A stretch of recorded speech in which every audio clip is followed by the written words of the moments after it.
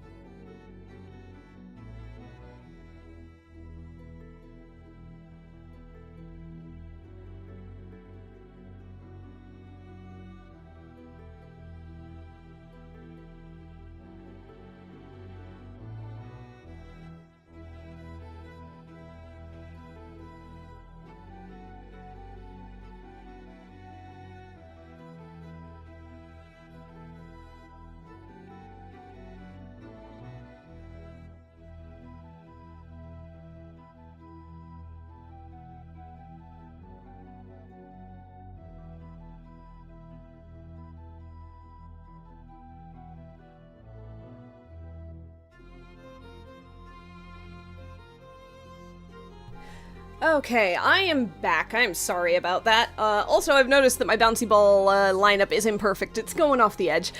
Oh well. Alright, let's go ahead and fix this. I should probably find a better way to do that. I think there would be one. Not ideal, but it'll work. I can't get this thing to not snap into place. Silly thing. Very close. Okay, close enough. Right. Oh gosh, all that, and, yep. Just barely getting started. Puppy dog, you get to go lay down. It's inside time. Go on. Good boy. Okay. So somebody we have dealt with before, somebody we've treated before, somebody who is under a curse or transformation. Oh, hold on a second, I've got a fun one. You guys remember the bard? Larius of Leisure? Technically, we didn't quite have him as a patient, but technically we did treat him with a potion because he was kind of ground zero of a problem for a patient. I think that we've got Larius of Leisure, who, unfortunately, a jilted paramour of his had a little more magic under her belt than he was really prepared for. and decided that the best way to deal with him would be to teach him a little lesson based on his looks. So Larius of Leisure has been cursed into a form that, I'm gonna say he's basically been turned into a troll. Larius of Leisure has been turned into a troll. He is having a really bad time. He has been crying for like the last week and he wants it fixed.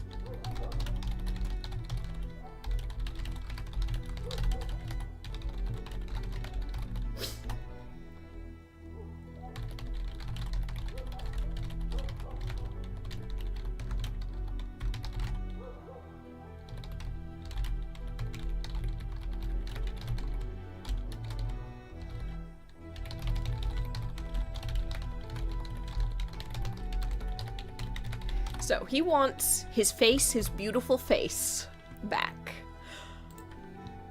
Okay, is there a timer on here? There is no timer, there is no real consequence. So it's really just the max of 13 for the sake of not seeming like we don't care. So, we have all the time in the world for this, at least in character we do. This is Magic 3.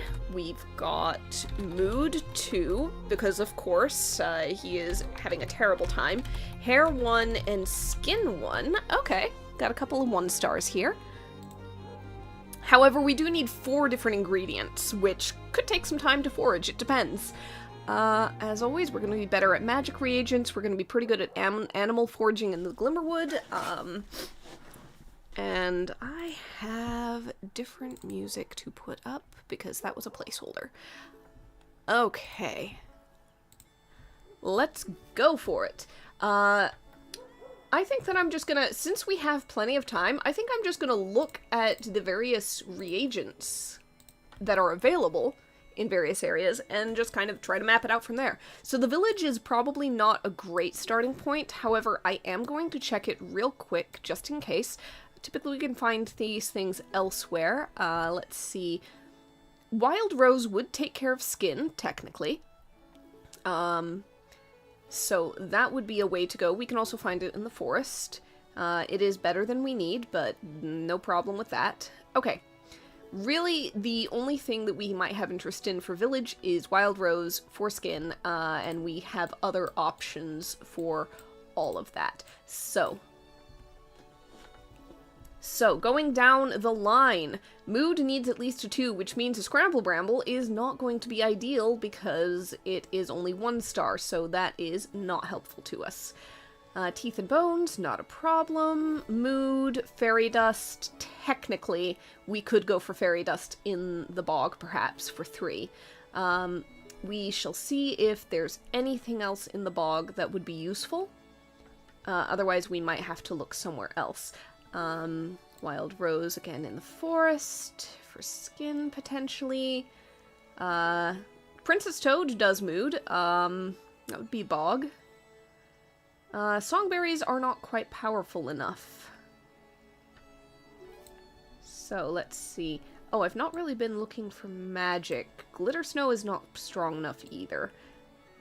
Alright, okay. Amethyst Antlers are very strong, but frankly, I do not want to be dealing with that. If I can help it, I'll do it if I have to. It is magic. It is magic. I'll see if there's anything else that's 3-star magic, unfortunately.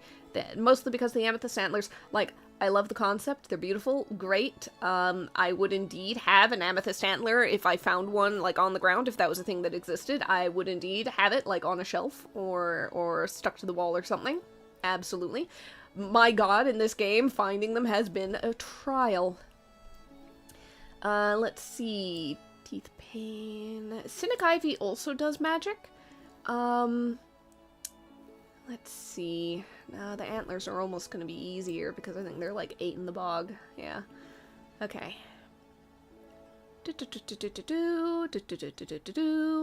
Not an awful lot. I think that our best bets are basically bog for Amethyst Antlers, and I think it was it Pixie?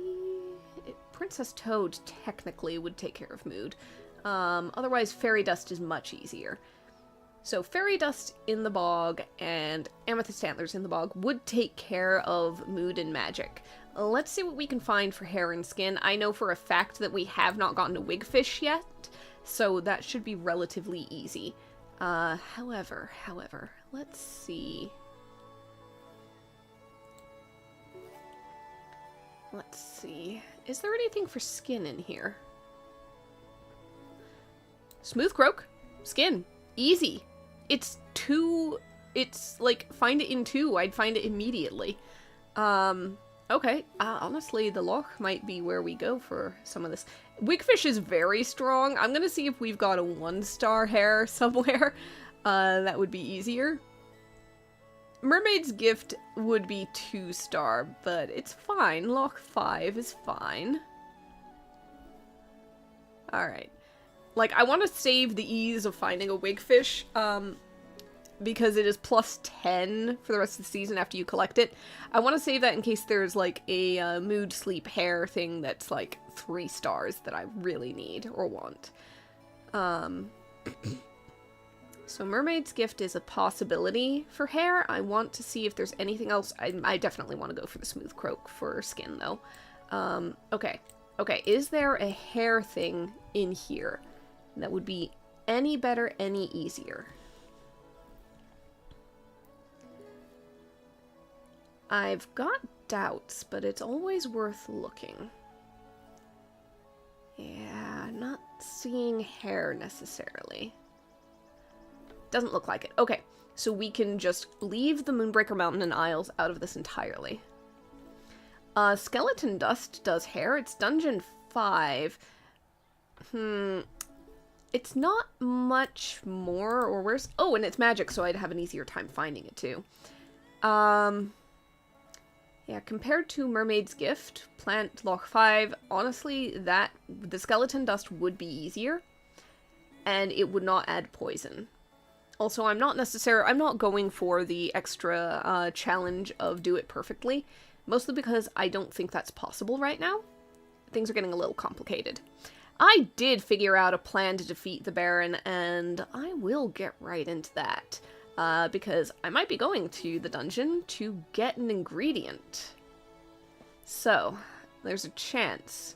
There is always a chance that I'll end up finding it. So, for right now, I haven't figured out a recipe for it, but I have figured out tags that make sense. If it turns out it's not possible to make a recipe for that, I will redo them. However, I'm pretty sure it is. There is, like, one ingredient that I know would be part of it, just because something makes some kind of sense for it. So, yeah, I think I'm going Skeleton Dust. So, now that we are making this plan for Skeleton Dust, I'm just gonna, real quick, write all of this down. Skeleton Dust for hair, it is going to be dungeon technically 3 because it's magic, and I've got a wand that magic reagents cost 2 less to get. So I will find that on 3. There's that. For skin, I'm going to go for a Smooth Croak. Loch 2. We're gonna distill mucus for that. Oh, I should probably keep that open just in case. Might need it. And then for, let's see. Magic, unfortunately, is more amethyst antlers. At least they're not harder to find right now. It is autumn. Bog 8. And then mood was going to be, I think, pixie... Fairy dust. That's what it was. Fairy dust. Bog 3. Okay.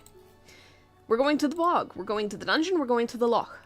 Not necessarily in those orders, but probably pretty close to them. So, the plan for banishing the Baron is it feels appropriate that I'd have to make a potion that deals with spirit, probably fairly powerful. If he's this persistent. Curse, probably fairly powerful, and magic at a mid-level at least.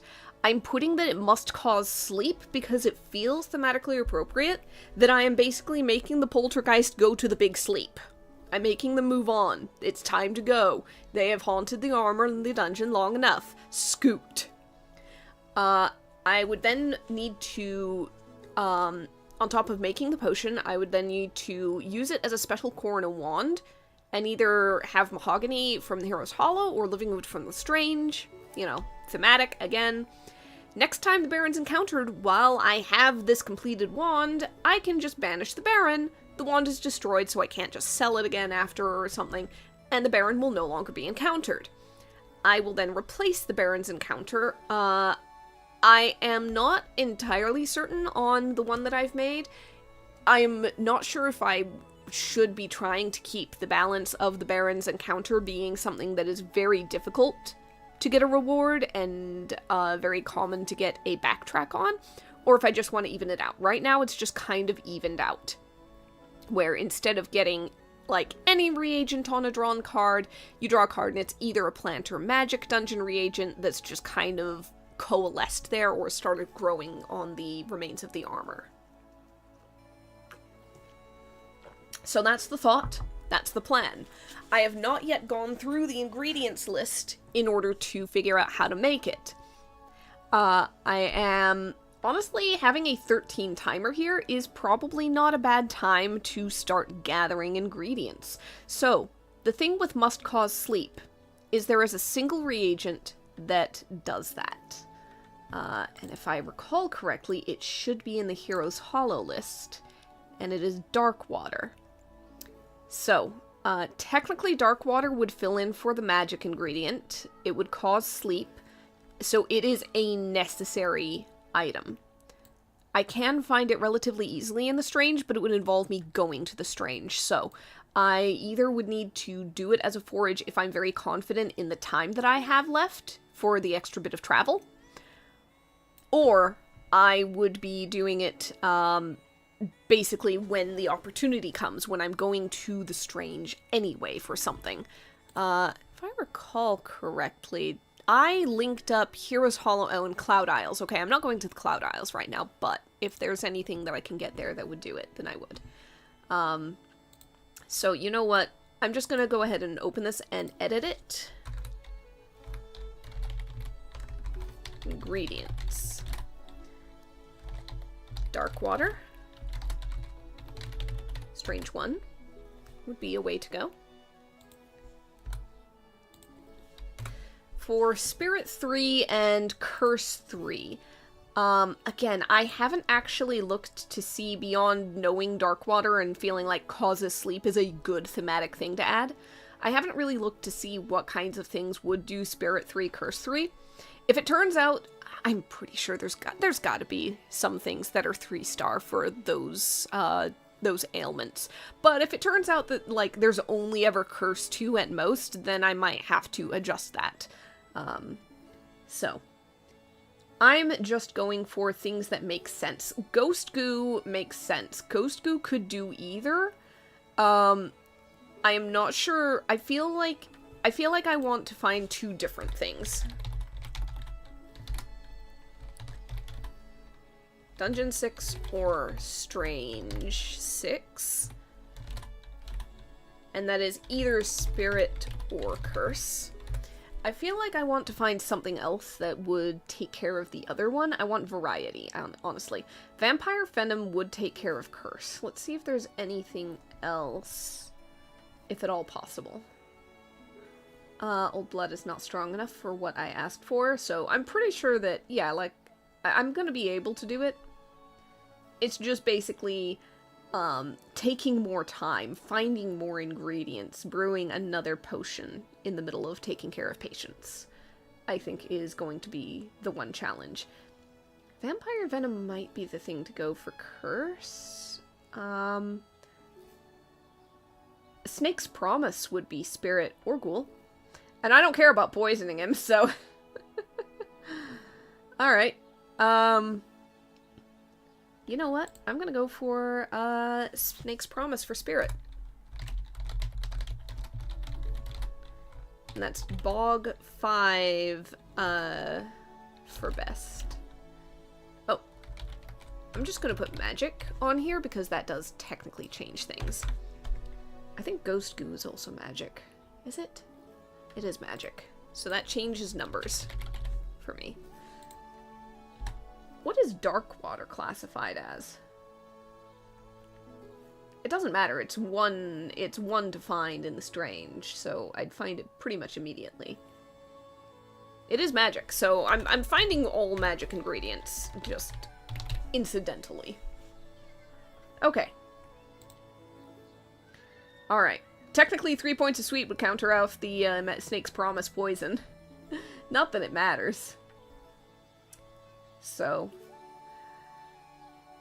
I considered tags like time, or maybe something like cold or something, but in the end, it's like, I'm trying to fix a problem of a spirit cursed with magic to inhabit this armor, or at the very least, it's cursing me with its presence, so, you know, same thing. So that is going to be a side quest while we're at it. Excuse me. Okay. So. Technically, since we're going to the bog, we might be able to try to find a snake's promise. The other minor stricture I'm putting myself for this that has, like, no real purpose is I want to find the ingredients fresh. I don't want to just cheese it by using whatever is in my gathered ingredients. So...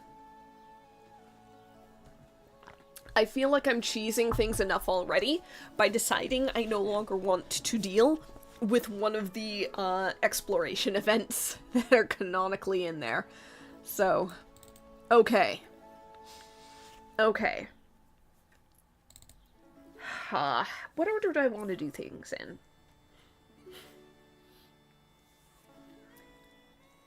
I think that I want to...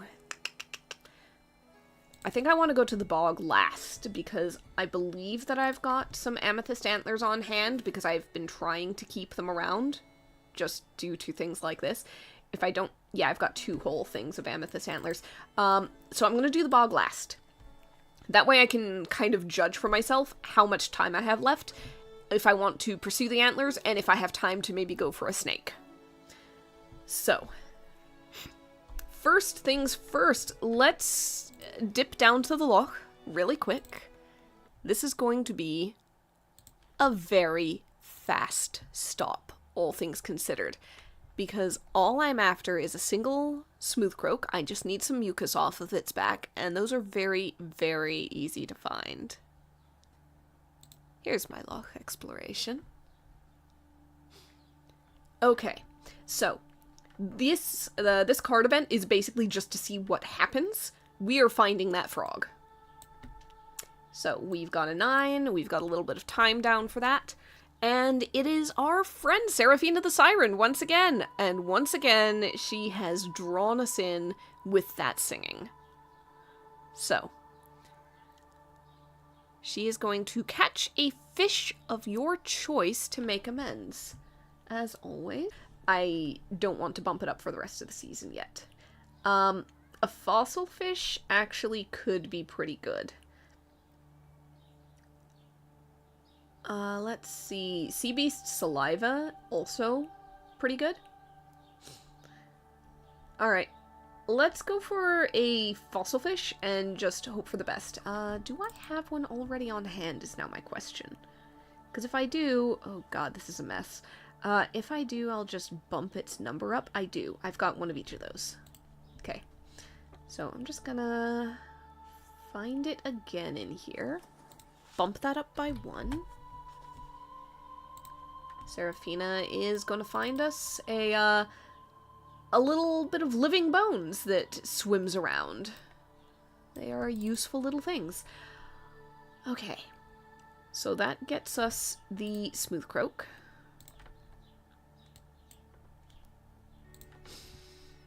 Okay. With that out of the way immediately, we are gonna go to the dungeons. Off to Heroes Hollow. if we are lucky, we might even find the mimic for that one reagent that I kept on hand.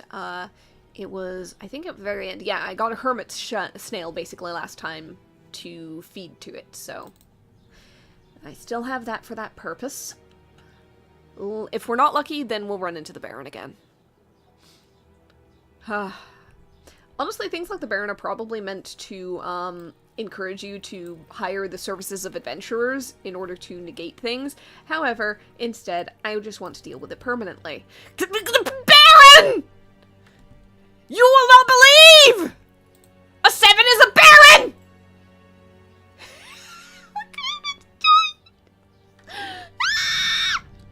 Okay. I got the skeleton dust. Okay. So, basically, because I already got the skeleton dust, like, even if I lose, as I probably will, I lose 2 foraging points. So what? I found what I need. I know! This is what I mean! He is haunting me! Okay. So, it's basically, if I win, I get something. If I lose, I don't lose anything that's important. I just skedaddle. It's the fact of the matter. It's the fact of the matter. It's all it is. Okay. He wants to fight. He's gonna fight. 3 cards for me, 4, queen, and 6. So that adds up to, what is that, 12 and 10 is 22. Alright, what does he get? 12. And that makes 15. And that makes 14. Do I actually... I do not win. That's an 11 plus 14. That is a 25. I had a 22. I got close. For once. But no, I get my butt kicked again. I hate him.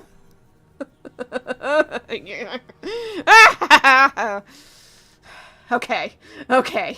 So that was 1 event for Seraphina, 1 to travel to the dungeon, 1 for the event of getting my butt kicked by the Baron once again. How many times is this now? How many times? Because I did not bother keeping count before. I know I've run into him a few times in the far past, in the earlier seasons. It was last play session, that I ran into him, I think, 3 times nearly in a row. Alright.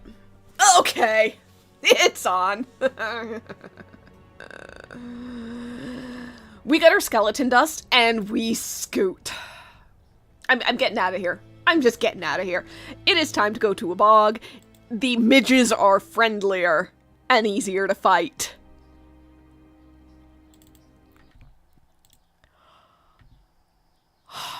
Screw him. Alright. Okay. Goddamn bog. So travel time for the bog. So, gonna go for the fairy dust first. It should be relatively easy. Should be. However, we've been unlucky before. Okay, so that is definitely enough to find us some fairy dust, probably left behind by fairies scraping off on leaves and twigs and just scattering everywhere. On an 8. After cresting a small hillock in the swamp, you are greeted with the amazing sight of a blast fire barrage. Dozens of small gas bubbles exploding in multicolored gouts of flame. If you have a wand, which we do, you may catch some of the blast fire for use as a decoration or to sell for 25 silver. I think I shall. I think that we might sell it for a little extra silver.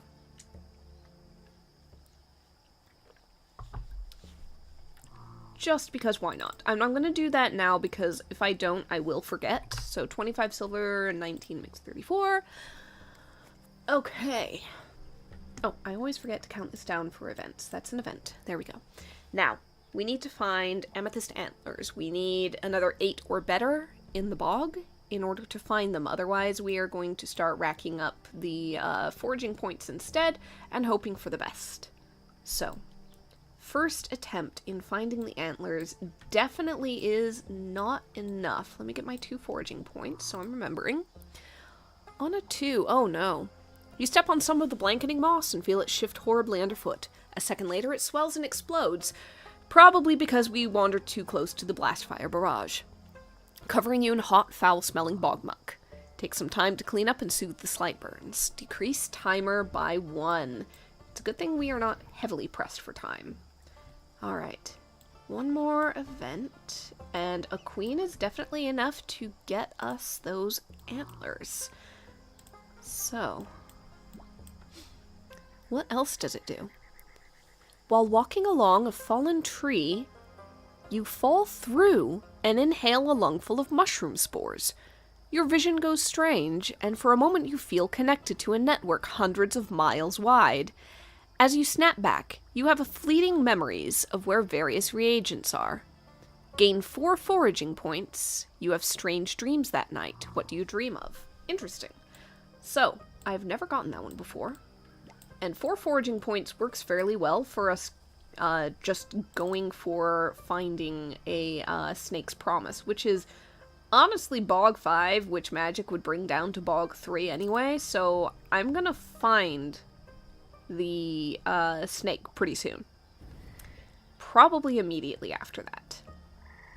It's just going to be an event, basically, to determine what happens as we find this snake and wring a promise out of it. On A9.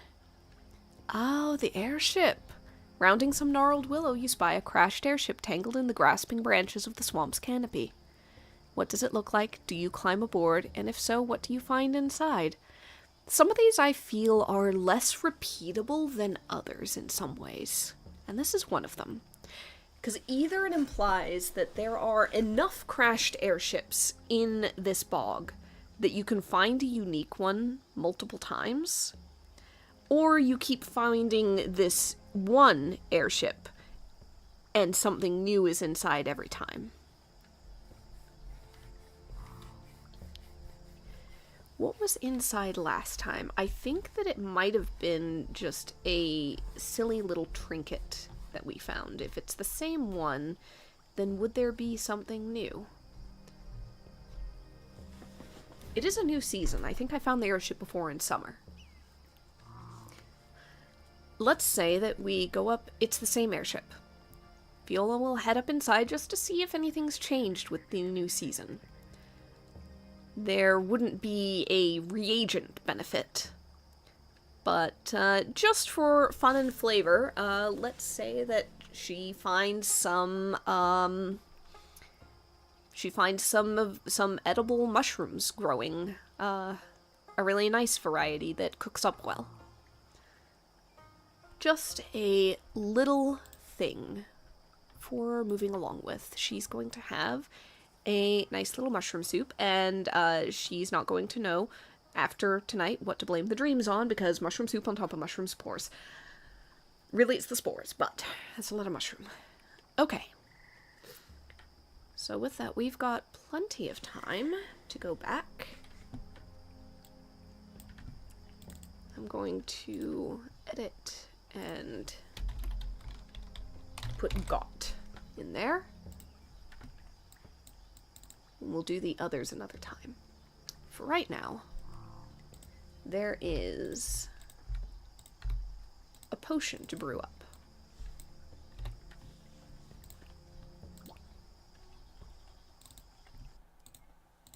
So, Larius of Leisure has been hiding in our treatment room with a blanket over his head so that he can't catch a glimpse of himself in the mirror. Every time he does, he just starts sobbing again. And frankly, we don't have tissues or handkerchiefs large enough or plentiful enough to deal with that amount of mucus and tears. So, we just tucked him under that and took off to find what he needed. When we return, what sort of potion is this exactly? Where are you?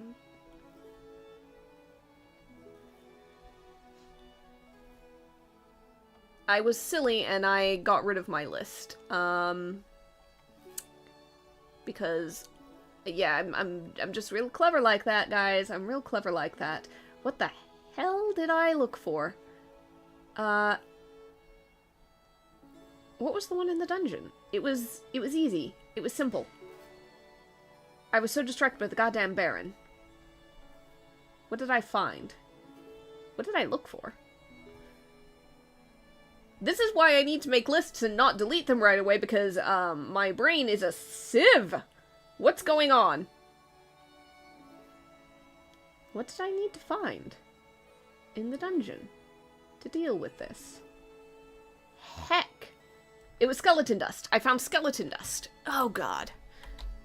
Potion of skeleton dust. Further crushed. The bone is crushed. So that was that one. I know the lock was the smooth croak mucus distilled.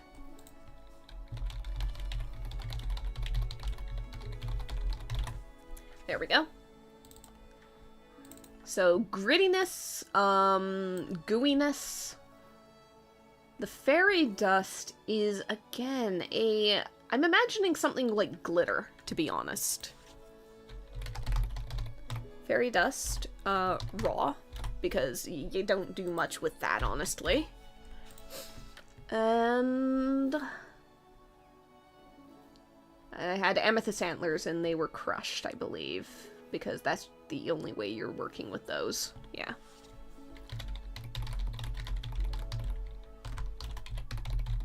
Huh. Okay. So we've got like 3 different things that are dust, grit, something crushed and like into a powder, made into a powder. And then there's mucus that gets distilled.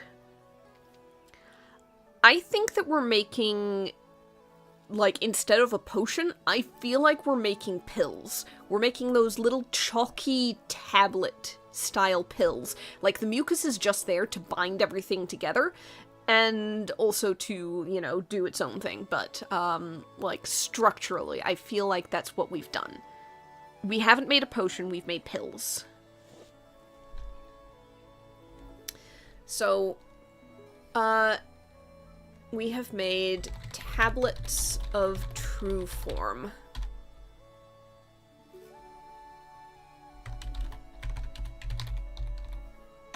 They're chalky little pills, but with a hint of glitter.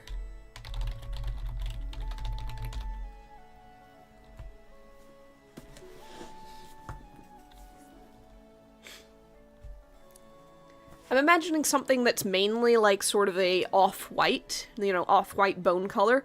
But then the fairy dust and the amethyst antlers is, number 1, very colorful, number 2, very glittery. And so you end up with this thing that looks like it's probably meant to be Tutti Frutti flavored.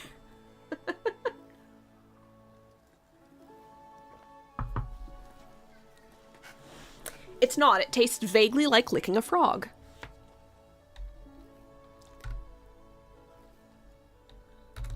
Alright.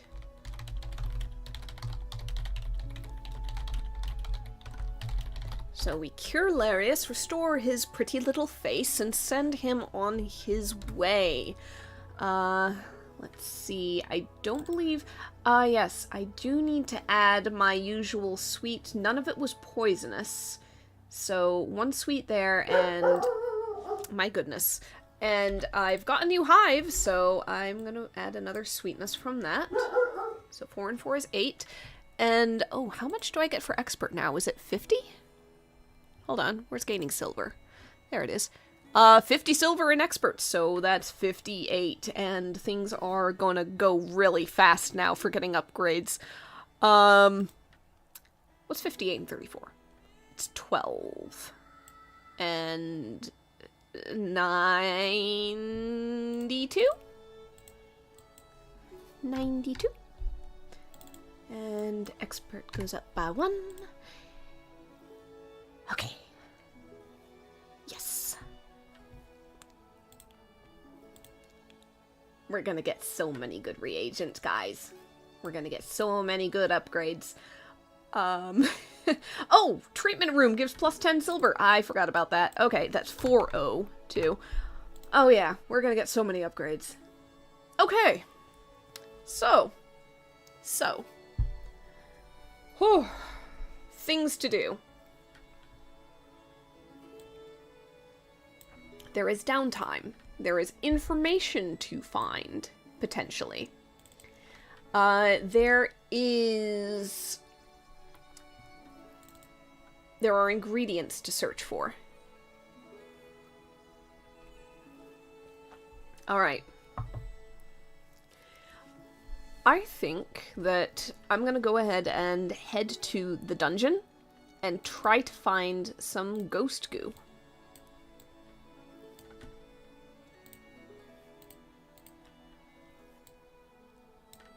Because it is very quickly becoming priority to get rid of that thing.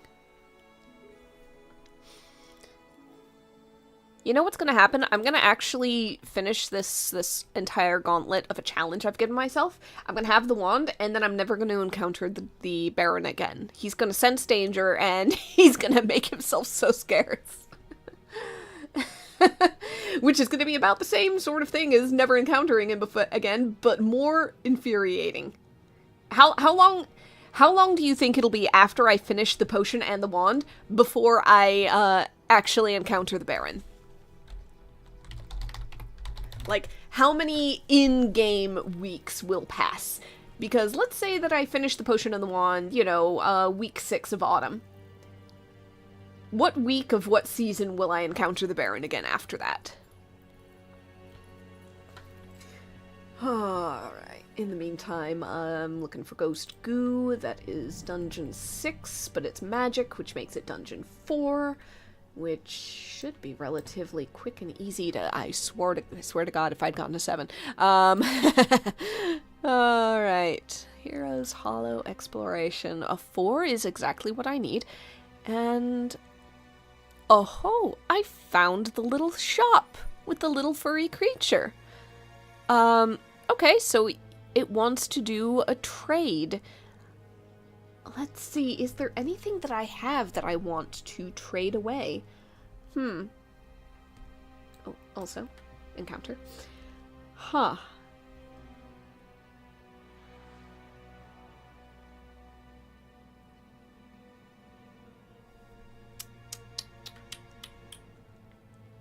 You know what? I don't think that I have anything that I want to trade off or look for. Because I've already gotten my little violin. I am pretty good on witchy accoutrement.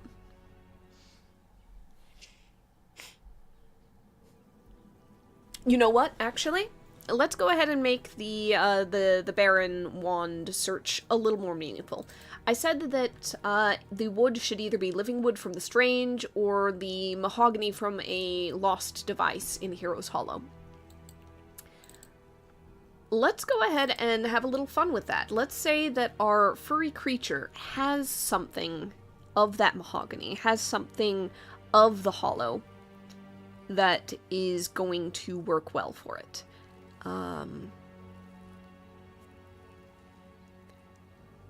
Let's say that one of the items that this shopkeep has to offer is the broken hilt of an old sword. Probably a two-handed one. It's got a fairly long handle, and while the blade itself is useless and long gone, if you take the metal out, if you take out the tang and do a little bit of shaping, then the handle wood could be used as a wand.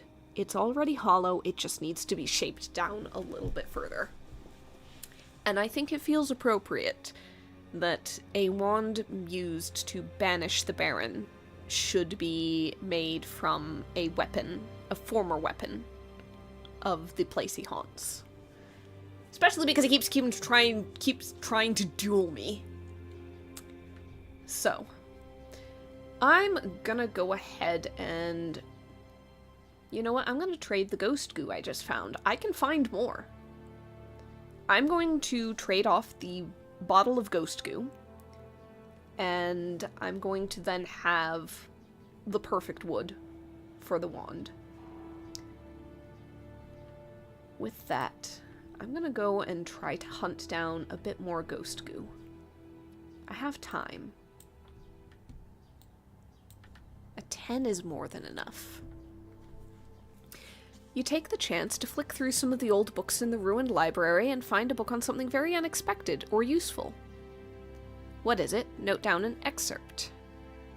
Okay. What should be found?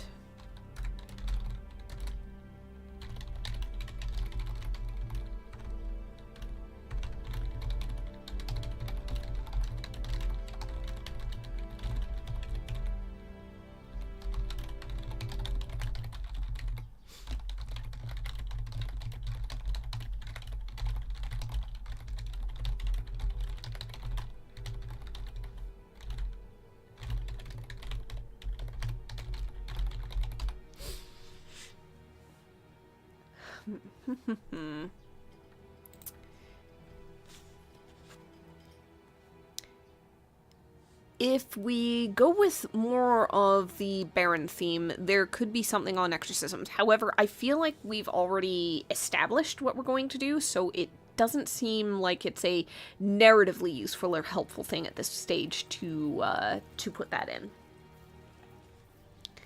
What's something just unexpected and useful, that is complete nonsense, that is complete, like, out of left field, unrelated to anything? I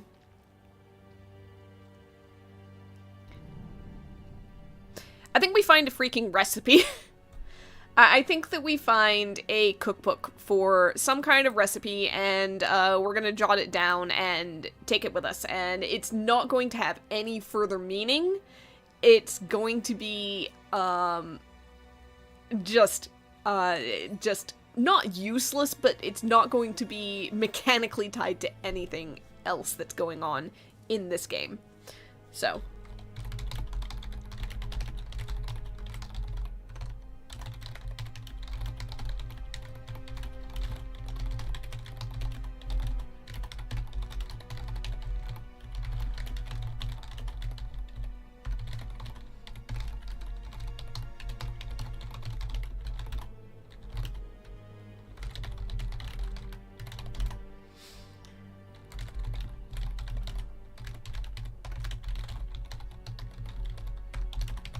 Okay, so we have our ghost goo, so that was 2 events. Gonna go ahead and head back on that, so I will mark the, ghost goo. Ooh, I've got time. I could just pop into the Strange real quick, automatically get some dark water, and just see what sort of event ends up happening. Let's do that. Let's just do that. I think we can just make this wand and have it ready. Because why not? Alright. So because it's the Strange and 1 for finding it, I will find it automatically whatever I draw. Drawing, however, is going to determine... oh, right. Travel time, and then event. So I might not have time to actually make the wand this week. That's going to be downtime for next time, but I'll at least have the ingredients gathered. You wander into a bizarre bazaar, a place that sells everything and anything. You see wizards selling crystal balls and magic tomes, demons selling dreams and shadows, a strange little creature selling stolen socks. You may buy any magic reagent here for 3 silver times its foraging value. Do you buy anything else while you're here? I think that I've collected dark water just from a fountain that's free to take. I swear I got this result before when getting dark water. So I'm going to take a look real quick and just see if there's anything in Hero's Hollow. Any magic reagent, 3 times its foraging cost. Foraging value. And again, I wish it specified better whether it was like the initial foraging value, like the first one it's listed under. It might be. That's the easiest.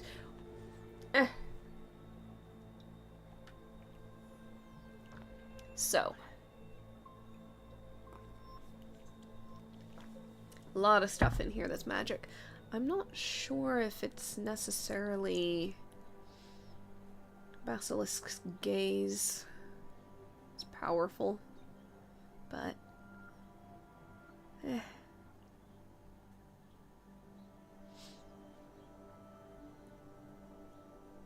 yeah.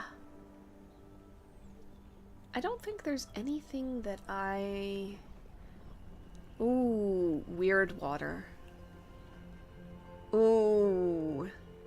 30 silver for a bottle of weird water. Honestly, I might go for it.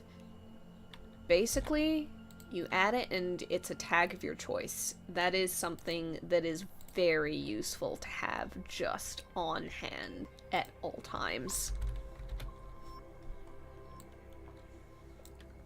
Just in case. It is it's a 3-star, it can fill in for anything. So that is 30 silver, so I am back down to 72. Alright.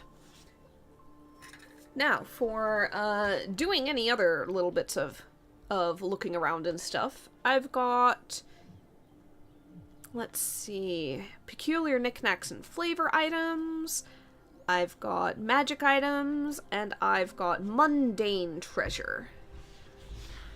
So, do you want to give me 3 different numbers from 1 through 100, and I'll go from mundane to peculiar to magic. And we'll just see what sorts of random things are on display. It could be literally anything. It could be just little bits of treasure items. It could be something really weird. It could be something that's very powerful. Who knows? I will say that a number of the magic items are weapons, which I might not have a particular interest in, but I'll happily describe them being there. 3, 22, 51. Good little range. Okay.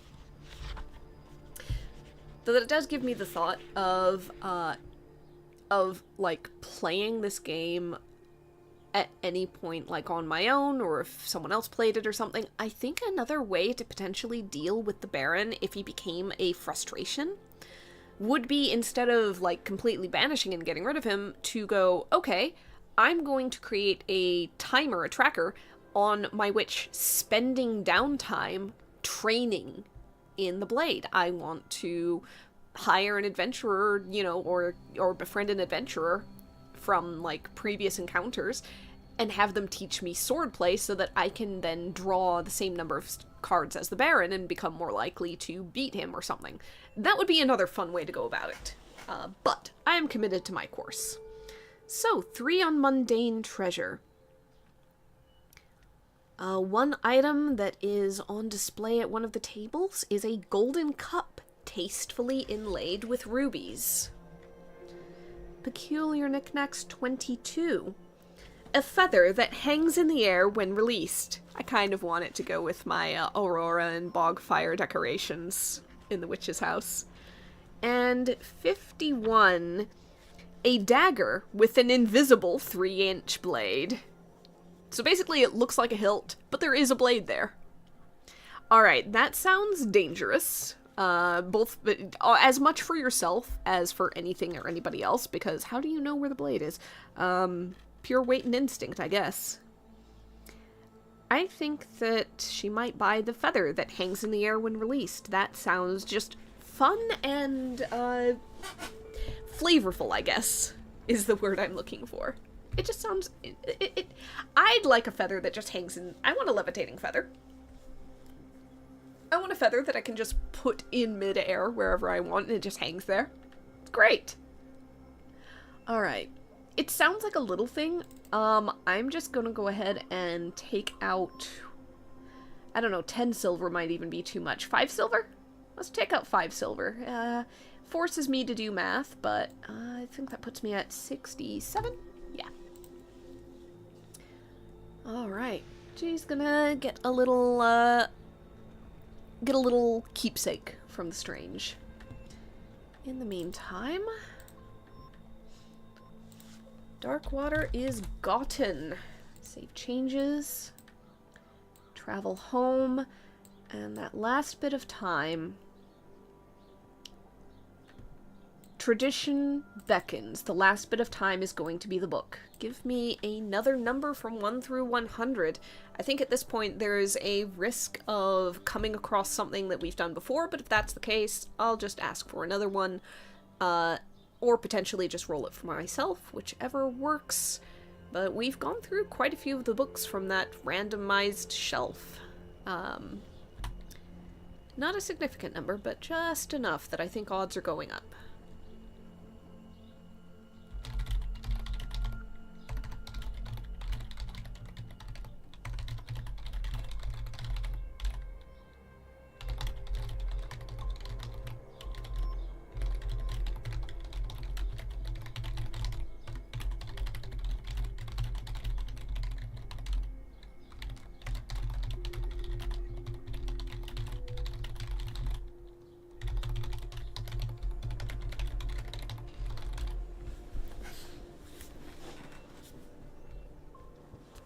Let's see. Here's my books. Here's my books. Okay. Alright, I'll go ahead and do a roll on that. Let's just see what comes up. So, the wand isn't being made this week. It'll have to be downtime next time, which means there's a possibility of one more Baron encounter at the very least. Alright, I rolled an 87. Oh, it's a wacky one. This book is called Our History by Unknown. At first, when you crack it open, it's blank. But then it quickly begins to fill with the history of whoever is holding it at the time.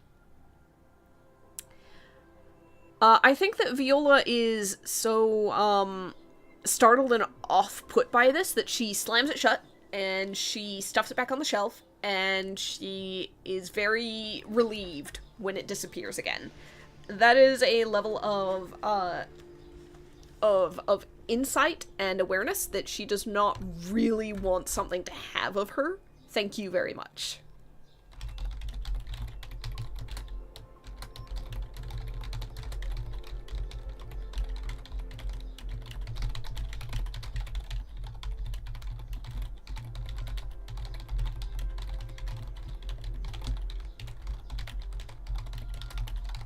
I'm just typing Viola does not like. Okay, so no further leads on Agnes, but progress begun on dealing with the Baron. We move in to week 6.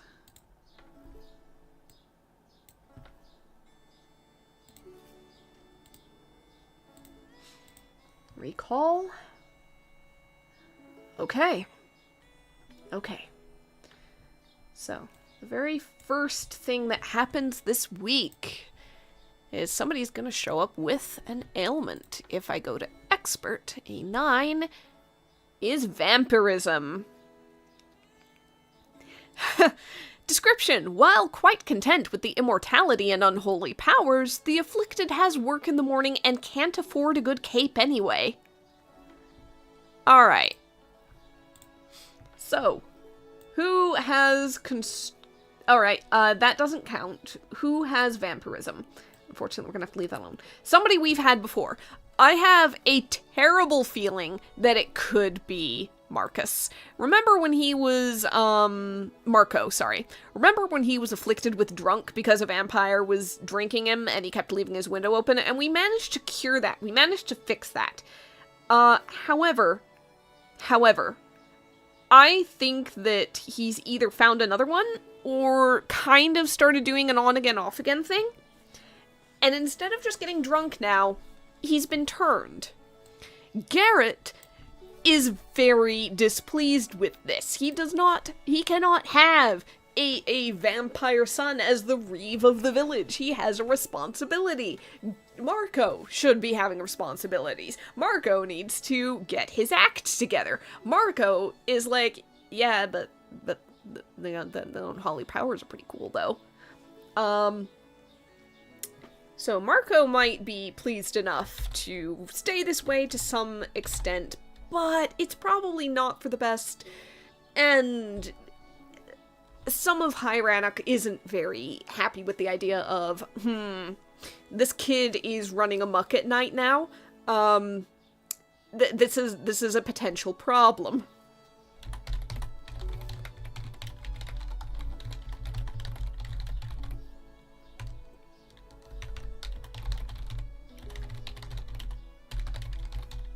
So, Marco has contracted vampirism this time because he's young and dumb. And, that's pretty much it. Young and dumb. So, what sort of things do we need for dealing with vampirism? We have a Burn 2. Not 1, 2. We have Blood 3, makes sense. And we have Curse 3. Okay. So, the consequence is they warm up to the idea, so to speak, and decide to stay a vampire, and they do something that gets you in bother, which loses reputation, and quite a bit of it. He's gone full rebel. Dad, don't want me meeting vampires. Fine, I'll become one myself. That is also very fair as a point. He could have chosen it. He could be going through something that's not a phase, Dad. Alright, so 6 base, but then 8 for my mink, and then 3 for my treatment room. I have so much time with these things. Honestly, treatment room, I think, is very important to get as early as possible because of the timer extension and the amount of silver you get back. Scout is just a very fortunate pull, as it turns out, for a familiar. Like, other familiar abilities are good and fine and all that. A +2 on every timer has been better than I thought as a passive ability. Okay.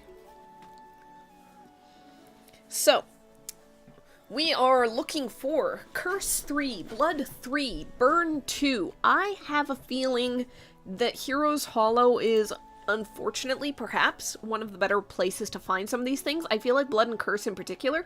Burn I might be able to find elsewhere. But, let's just go ahead and go down the line real quick. This is not a strong enough Curse cure. It's only 2-star. I need something stronger. I need something distinctly stronger. Curse, Blood, and Burn. Curse, Blood, and Burn. I'm assuming the Burn is because he got caught by a little bit of sunlight because he's not used to it yet. Curse, Blood, Burn. Curse, Blood, Burn. Curse, Blood, Burn. Ghost Goo for Curse again. I mean, it is very Vampire Venom distilled for Curse. How could I not?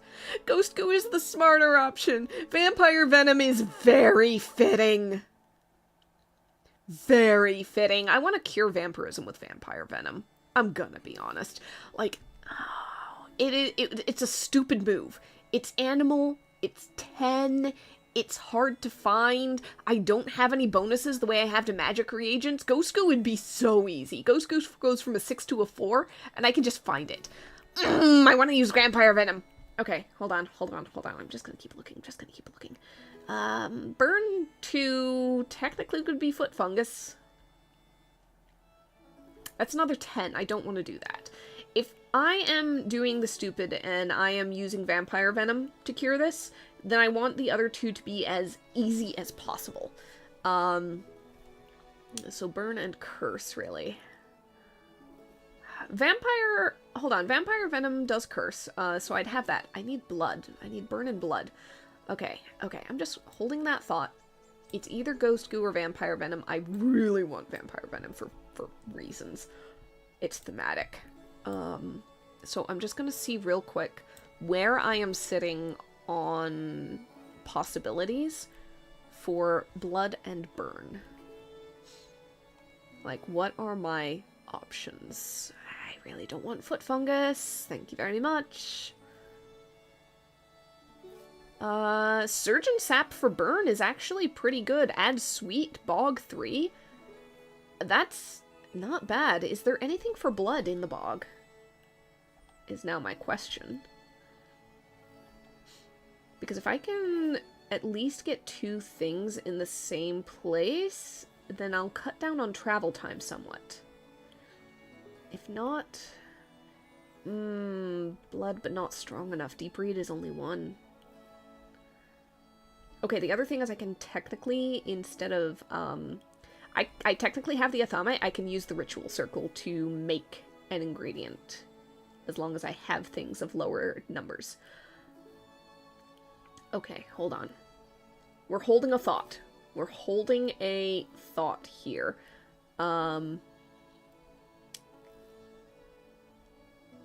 Surgeon Sap is a very good choice for burn, to be honest.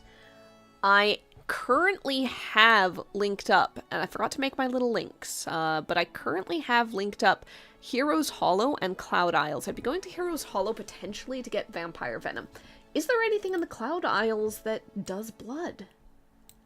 I've got doubts, but I kind of want to see. Isles? No, but it does burn. Oh, that's even better than Surgeon Sap. And I've got the link. Okay, okay. If I can find something in the Isles that does blood, then I'm going to the Isles for sure.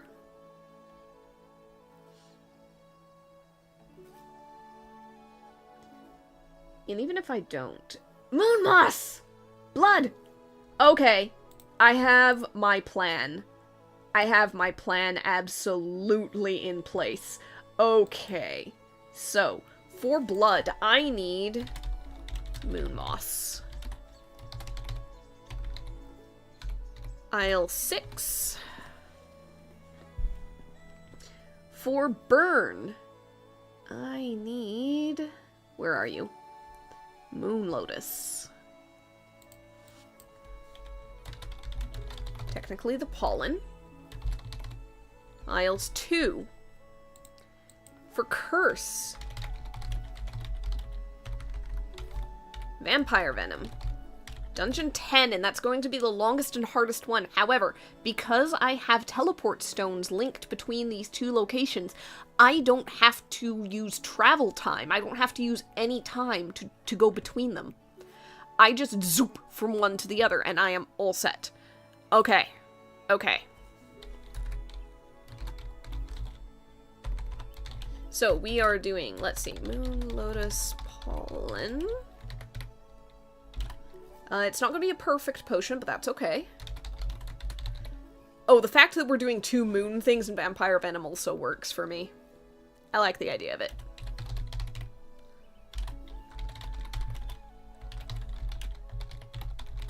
Okay. Huh. Let's do this. So. Plant, animal. I'd get no bonuses on any of those. But that is okay. That is okay.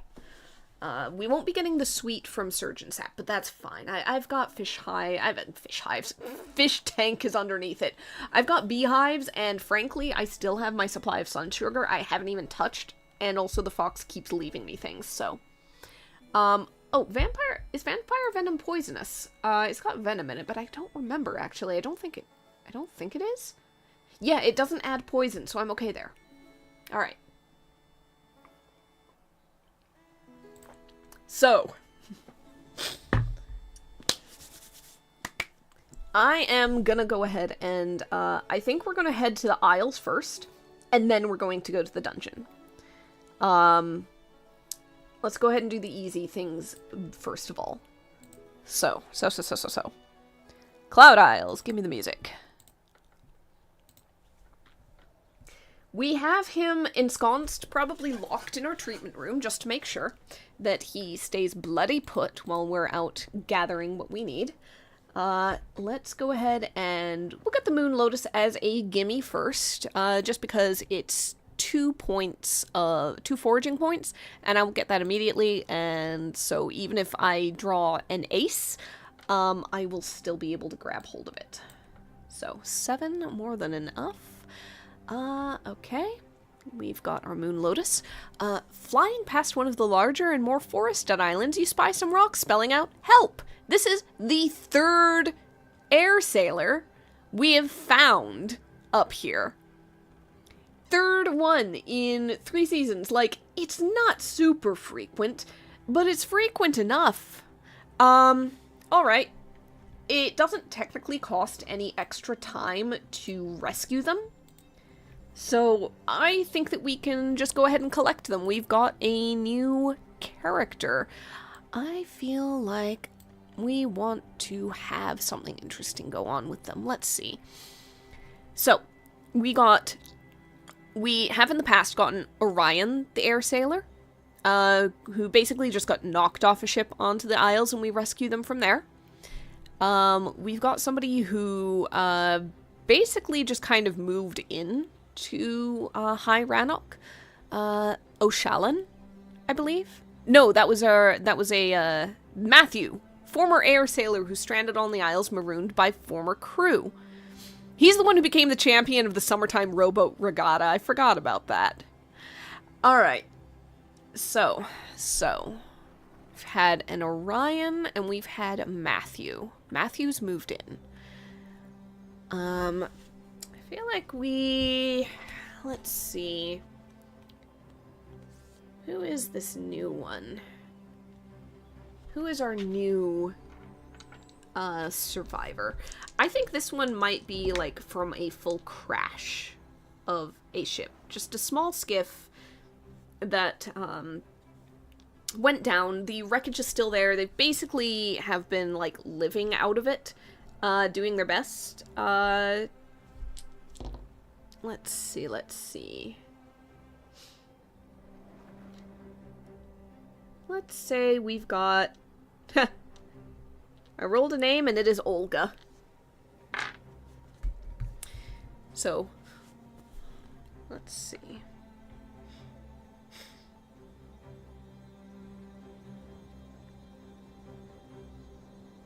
Could go ahead and write her down.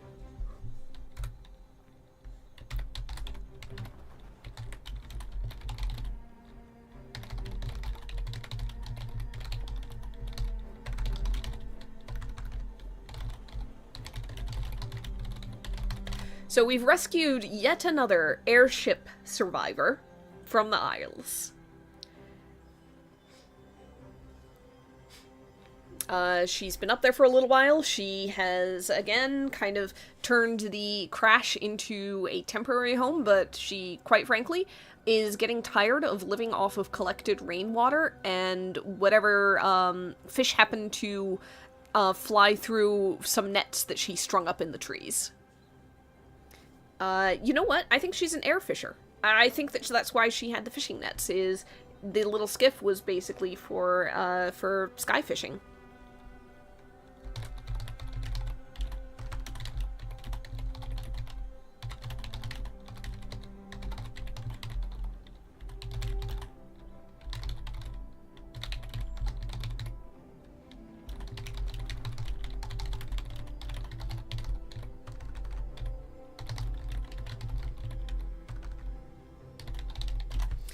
So,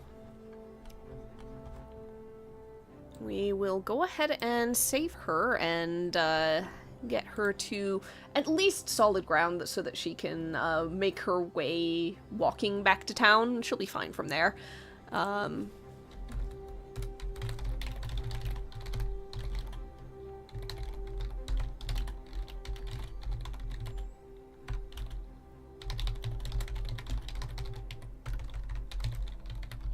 So, Skyfisher. Perfect. She can go make friends with Rodriel. In the meantime, we've got Moon Moss to find. That is a 6 or better. An 8 will do it. So we've definitely gotten that. Oh dear. Alright. You come across an island that houses a very large cave. Ooh, seems like a good place to find moon moss. And it is. We grab a little bit from the entrance. As you peer in, however, you spy a wyvern. It spots you as well and roars so loud the island shakes. It chases you between the islands until you manage to pull off some daring maneuver and lose it. Lose 3 foraging points, which is fine. We do not need them. We have found the moon moss. Oh gosh. Alright.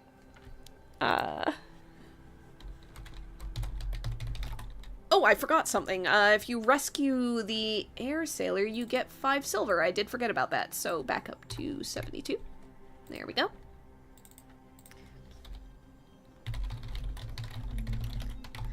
So since we're heading to the dungeon next anyway, I'm going to say that in flying away from the wyvern, the daring maneuver was finding the teleport stone that we'd set up a couple of weeks ago and activating it and flying through so that it zoops open and then zoops closed before the wyvern can catch up.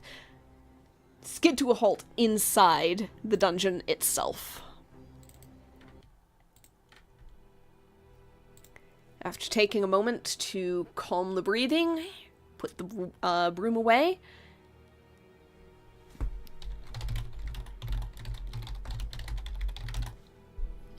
We're gonna go ahead and start exploring the hollow, searching for vampire venom. So, no travel time, woohoo!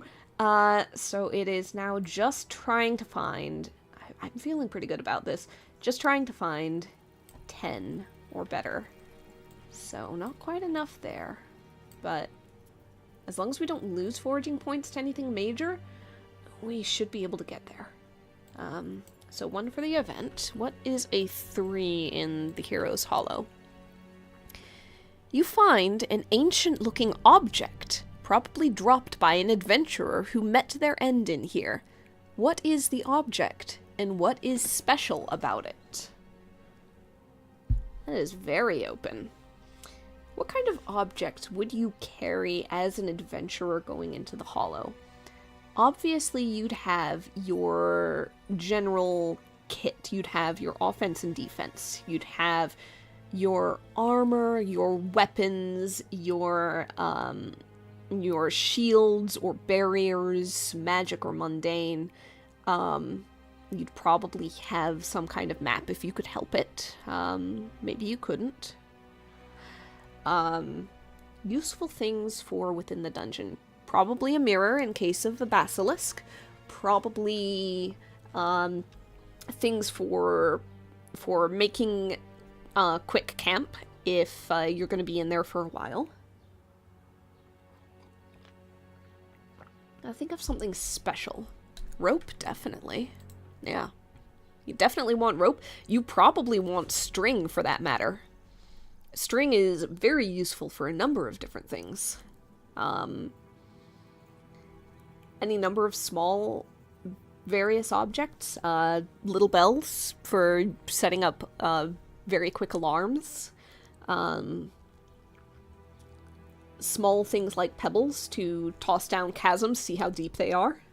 You'd probably find those along the way, but bring a supply of your own just in case.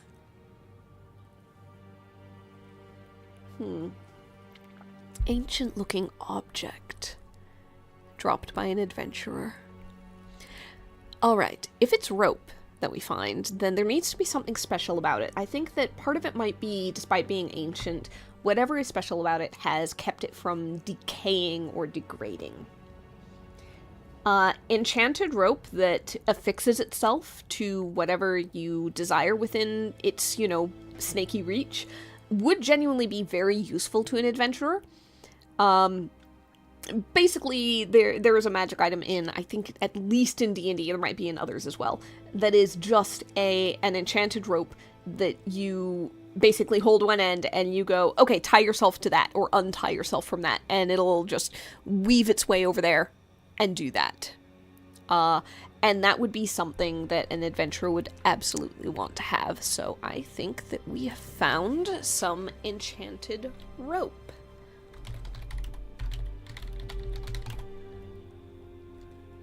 Ancient coil of enchanted rope. Dropped long ago by a former adventurer. It's not something that's necessarily going to be useful to us as a witch, but there could be uses for it around the house, or we could always trade it the next time that we get, like, one of those merchant things or something like that. We'll just swap it for something else that seems more interesting or more useful. Alright.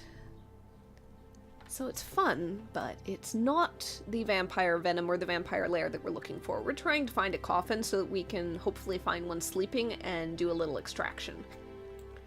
So, we go onwards. Ooh, a jack is enough. It's our buddy! Oh my god, we're gonna get the minion! You spy a wooden chest sniffing around further up the corridor. Yes! When it notices you, it rushes up and begs like a dog. So, I got this ages ago for it, just in case. The hermit snail is an animal reagent I have been carrying around specifically for this.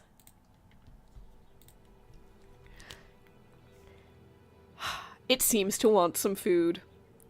We have the hermit snail. That is fed.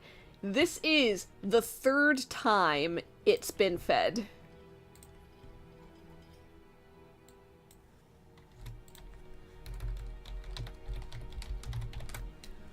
Mimic acquired. So the mimic, once it's been fed 3 times, will follow you as a unique familiar. Allow me to go to the page and read, because it has been a while since I've read it, so I don't remember all the details. Alright, we're winning. We're winning. Mimic cannot be bought.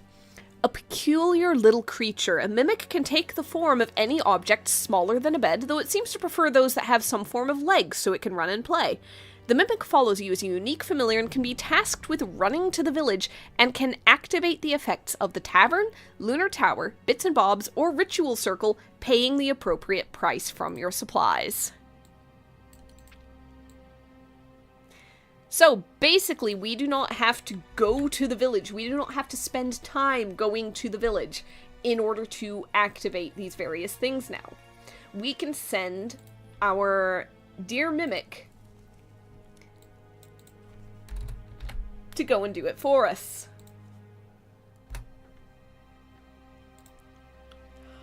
There we go.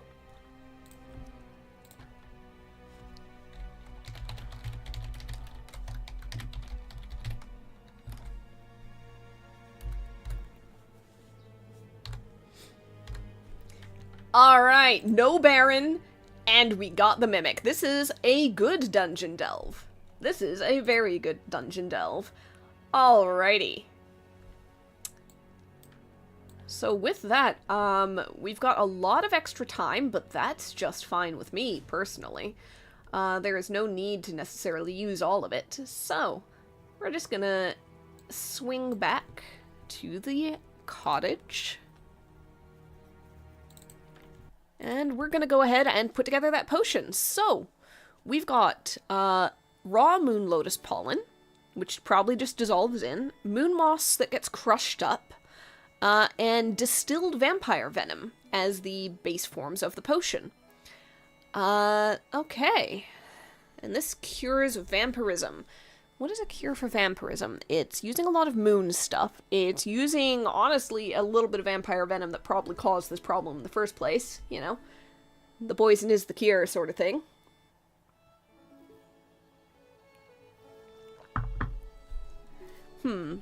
What shall this potion be called?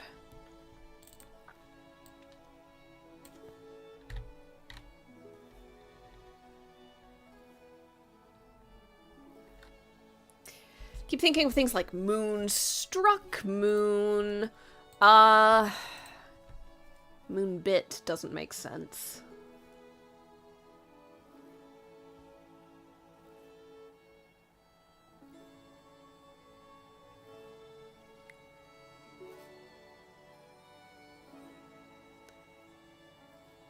You know what?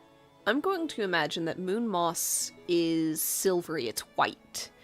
Moon lotus pollen could be anything, but it could also be pale. Vampire venom could be anything, it might be clear. I'm gonna say we've basically made a, the moon milk potion.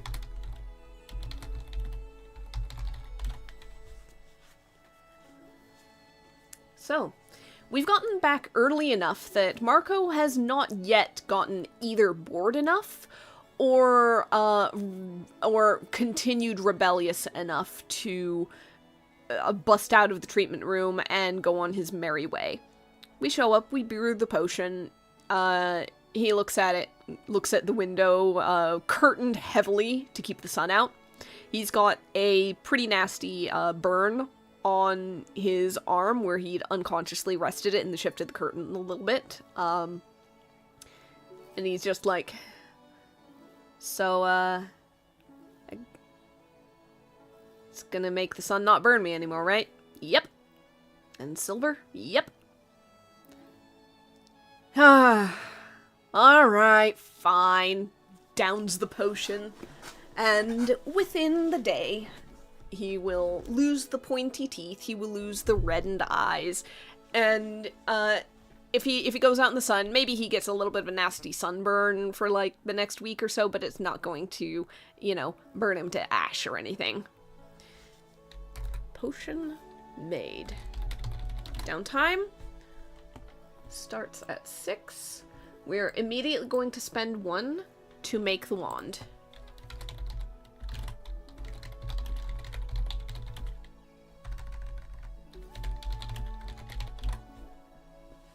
One Baron banishment wand made. That Baron's days are numbered.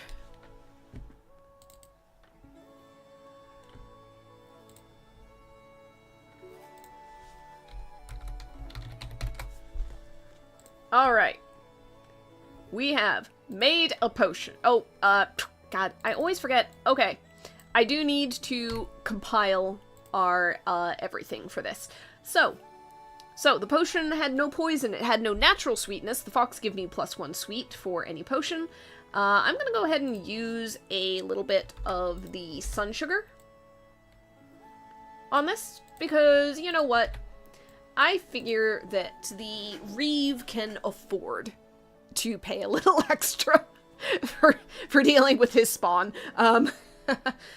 So it is +10 silver, flat from that. It is 4 points of sweet, so 4 times 4 is 16, 26, plus 50 is 76 silver for a single potion.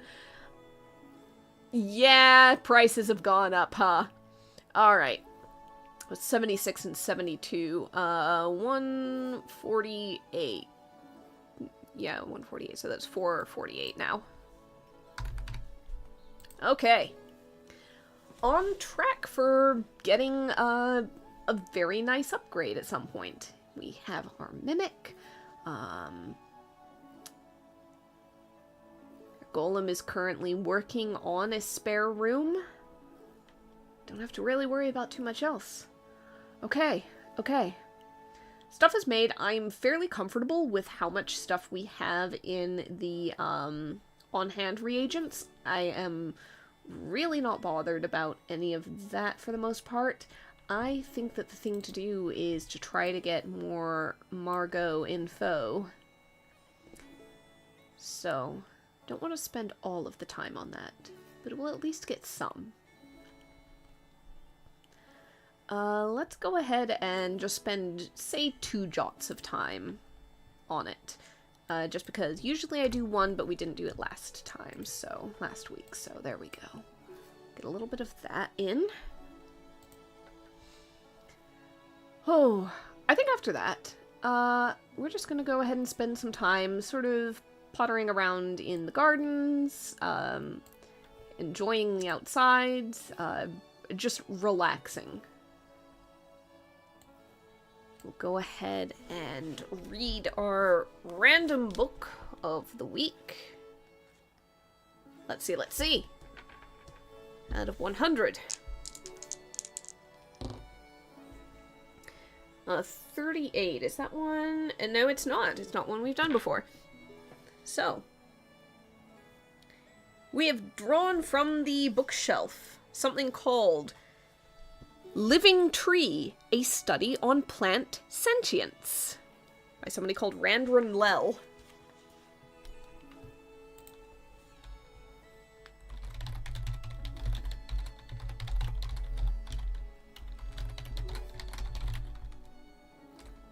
Oh, what was it again?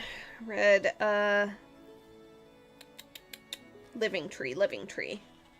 Study on plant sentience.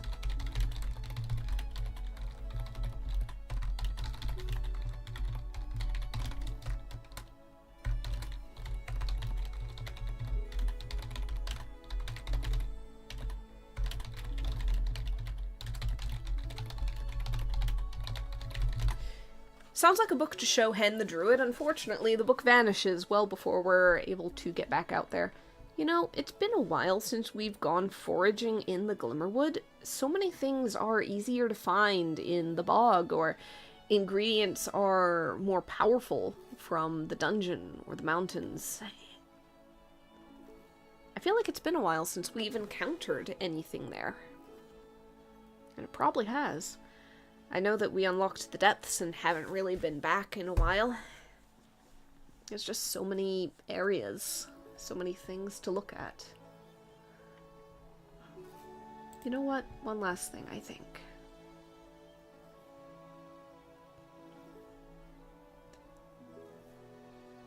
Traveling stone is 200 silver. I think we might want to link 2 more places. Oh yeah. Compiling interesting knowledge is probably a way to go about it. Unfortunately, there's never enough time to copy out the entire book, so it really is just a footnotes version of it. Little Cliff Notes version. I'm gonna edit this real quick because I need a way to keep track of linked locations.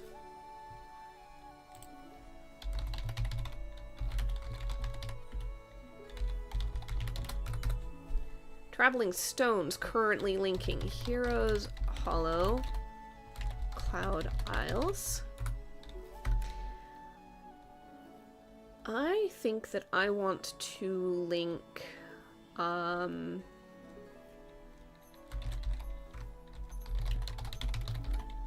Isles to Blastfire Bog.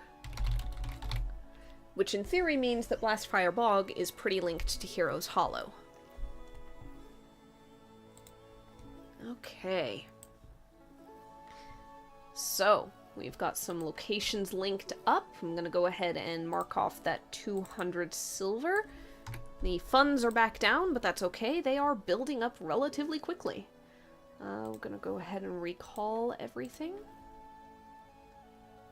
Alright. Gonna move on to week 7. However, right now, I have a dog sitting here and being a beggy boy. So that means that it is, unfortunately, about time to seed him real quick. It's gonna be barely a minute. He just needs outside. I'm not even gonna resize this thing. The ball will occasionally disappear. I'll be back.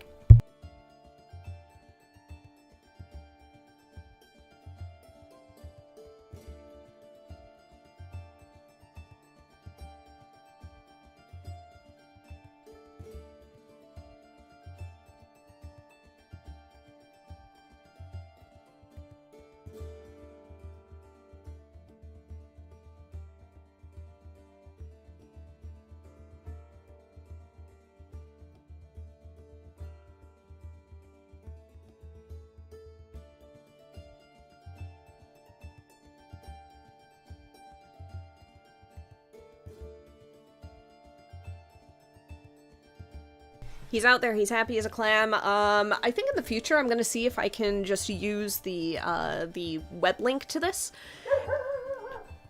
There he goes. And I'm gonna make it just a overlay in full to put in there, so you can actually see when it actually hits a corner. Given the barking, he is gumming right back in now. Bye.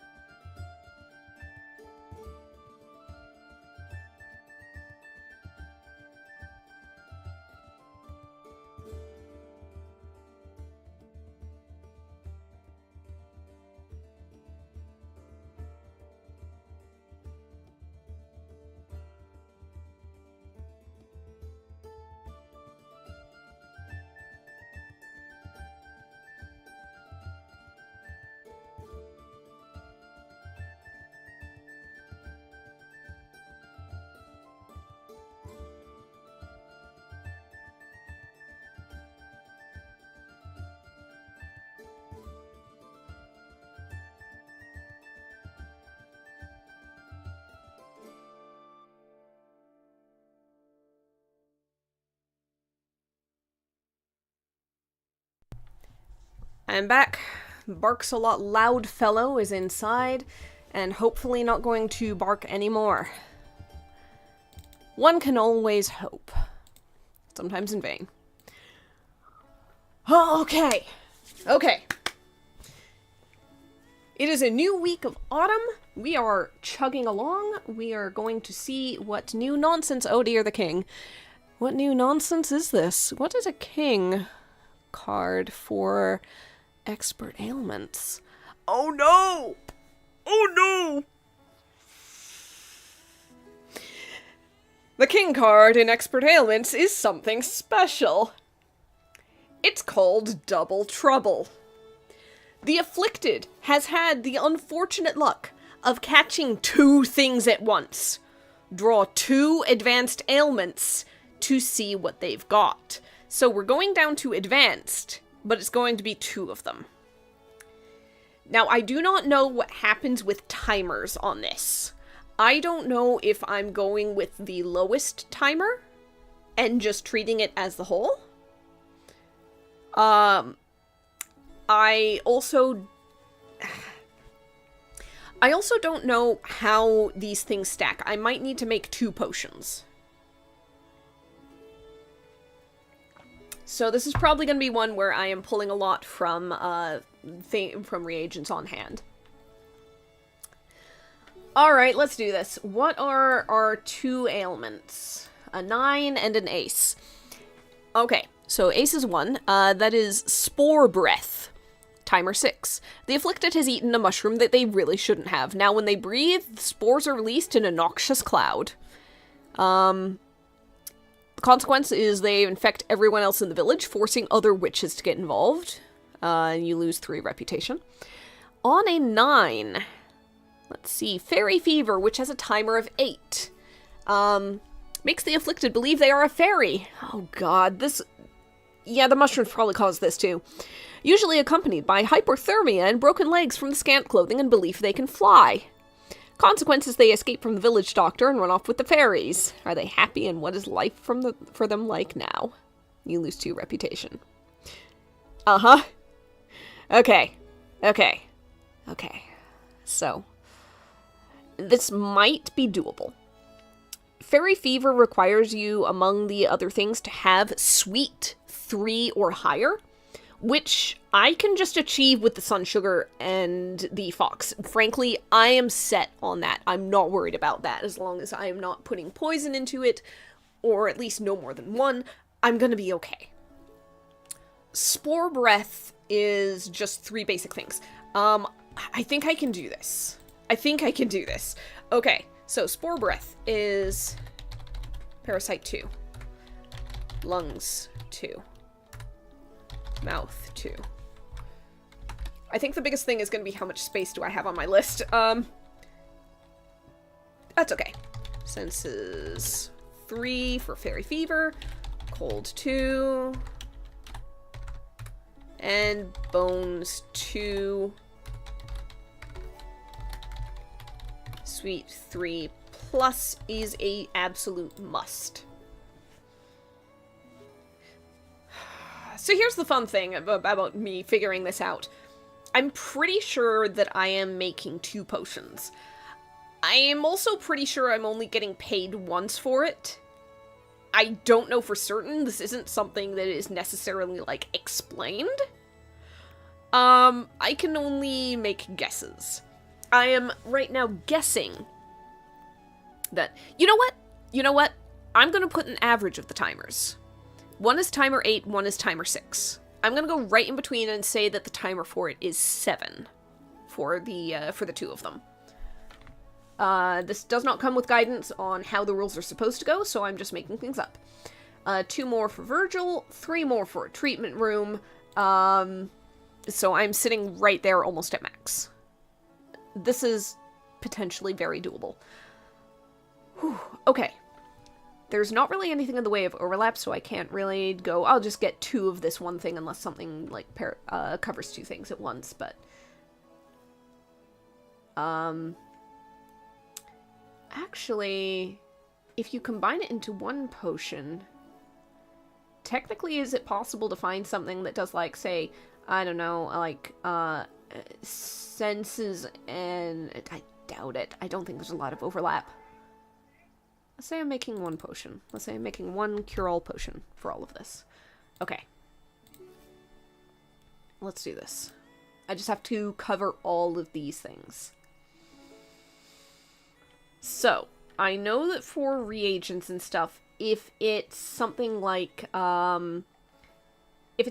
Princess Toad, where it's mucus boiled for this and this, but droppings is this, you can't do, like, one Princess Toad thing that's, like, both mucus and droppings. You have to choose one of the things. However, mucus would then cure both wart and rash, because you'd be boiling it, so it would cover both. So if it was something that was both, you know, wart and rash, I think that one thing of Princess Toad would work. The question is, are there overlaps in any of these things, like lungs and mouth or something, that would work? I have a lot to think about here. Okay, most of my things are 2s. Senses is the 3. So I really should be looking at the stars, I think, first of all. And trying to find, I'm gonna look for senses 3 first of all. I'm just gonna look for senses 3, and I'm pretty sure that Cynic Ivy is what I've done before for that. It's one of the better ones for it, because it is a 3-star. Whisper of a Cat does Parasite, but also Sleep, so I can come back to that. Whisper of a Cat would be easy. I have a terrible feeling that a lot of this isn't going to overlap. Yeah, Cynic Ivy has senses. So that might be what I do for that. It doesn't overlap with anything else, is the thing. It is hard keeping track of literally everything. It's 1-star, 1-star, 2... none of those. Okay. Okay. So, Cynic Ivy might be needed. It's easier to find in the mountain, honestly, so I'm just gonna open up mountain. I don't think there's anything in here in the forest that helps me. Technically, Village Parasite Whisper of a Cat would be good for that. Yeah. Yeah, the forest very much does feel like what's meant to be your very first area to go into. Just because a lot of the stuff is very low level. All things considered. Okay. Ooh, boy. Cynic Ivy is probably the way to go. That's only 1-star. So everything else I need 2 stars for. Burn, hot skin, and rash, no. I'm just gonna write down, senses 3. I don't think there's a lot of senses 3s. Cynic Ivy, Mountain 9. Okay. Everything else is 2-star or better. 2-star or better. Jumpkin would be very easy to find, is in the mountain, and would do no, I don't need stomach. Oh, it's cold. Cold. Cold is what I'm after. Okay. I do technically have a Jumpkin, so, like, if it comes to it, I can use that. I'm gonna write it down. If I find something better that can replace it, I will happily do so. Mountain 8 down to 6 because it's autumn. Down by 6 because it's autumn, so it'd actually be 2. Okay. Nimbus fish, mouth, feet, and infection. I don't really want to. I will if I have to. Ooh, wait. Senses and cold would be ambergris, which is 3-star, Isles 9, and it would take care of both of those.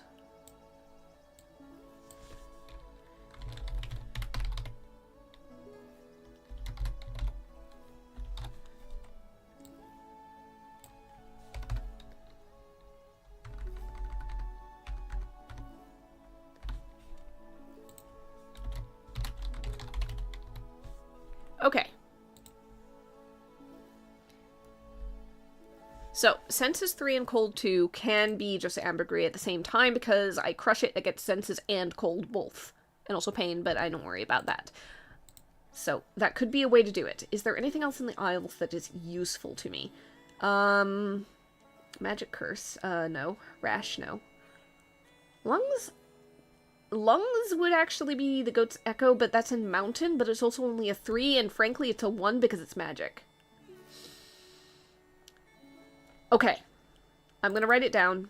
I'm gonna write it down just to see. Basically, it's mountain 1 for me. It only does lungs. So I can't get anything else out of it, but it might be a way to go. I'm looking for parasite, which could be covered by the cat. I'm looking for mouth and bones. I doubt I'm going to find something that's both mouth and bones, to be honest. Nope.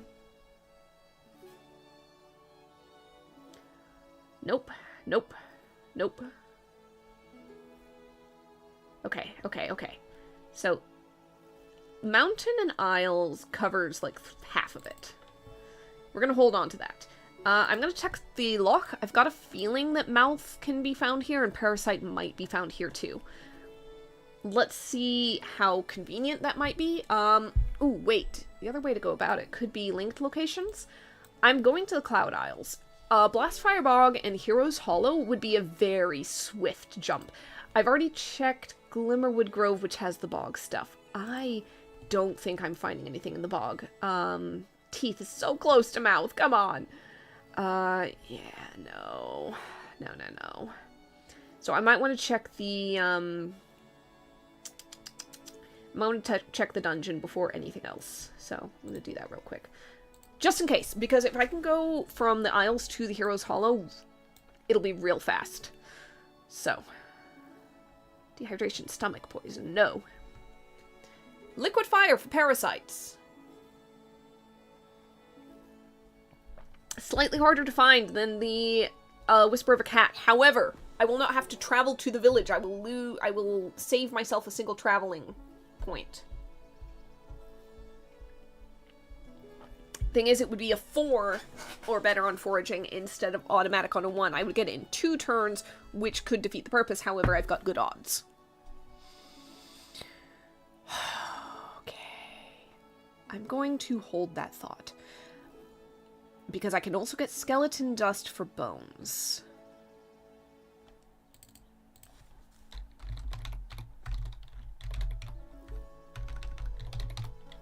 Skeleton dust, which is dungeon 5, minus 2 is 3 for magic. Liquid fire. Dungeon 6 down to 4.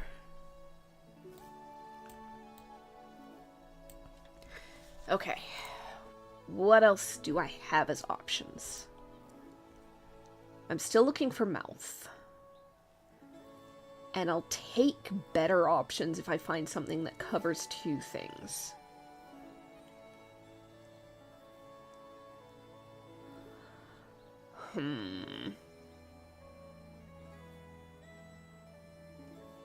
Spirit curse. No. Hot magic. No. No. Weird water. No. Everything else is stuff that I can find elsewhere. Okay. So depending on how much I want to save on travel time, I need mouth still. I haven't found mouth. Yeah, there wasn't anything for mouth, was there? Frick. Okay. Okay. So I'm definitely going somewhere else for the mouth one at the very least. So that means looking at the Meltwater Lock, seeing if there's anything that doubles up on cures in the same, like, line.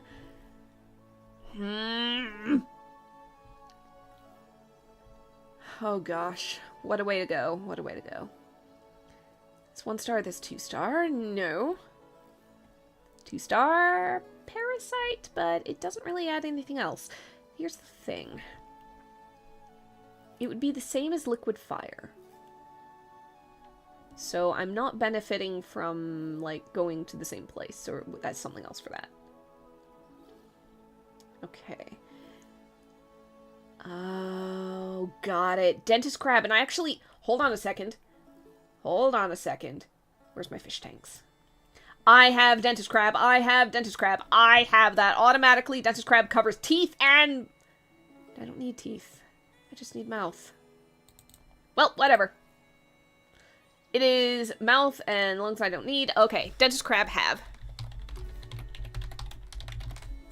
So, I do not need to go to the lock. I don't need to go to the lock. Okay, okay. That saves me some time.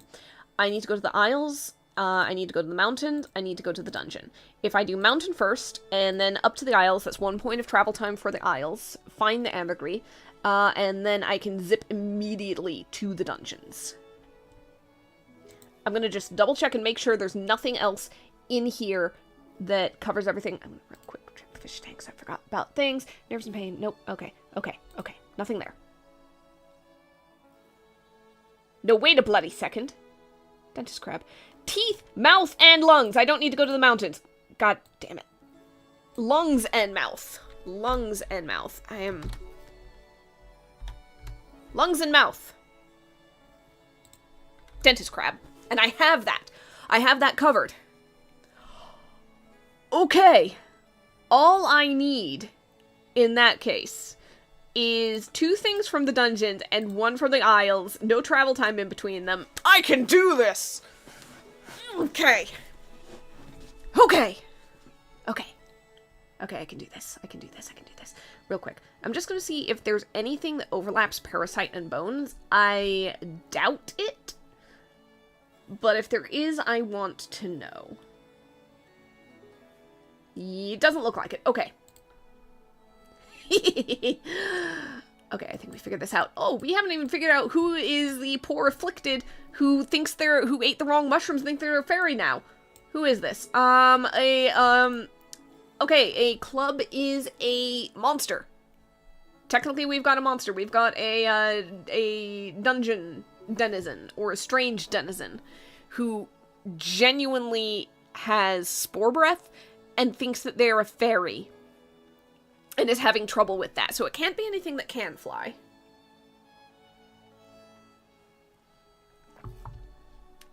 Alright.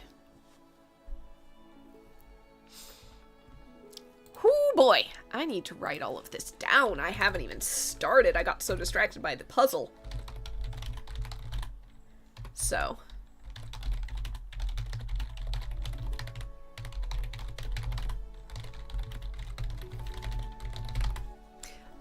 Spore breath and, what was it? Fairy fever. Fairy fever. So a monster, but not a repeat patient. Let's see, what's something that would have trouble with getting cold, breaking their legs, jumping off of things because they think they can fly, think they're a fairy, but they very much are not, and is breathing mushroom spores.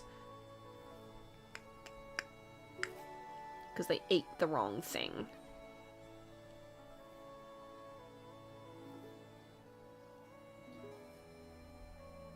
My first thought is genuinely Minotaur, but they wouldn't have worry about the cold, because they have fur, so I feel like that is missing some of the concept. That being said, there's just not a lot of monsters. You know, it could be one of the goblins. It could be one of the goblins from the bog. It's not so much the High Rannoch village that's at threat, but the goblin village that we've seen before.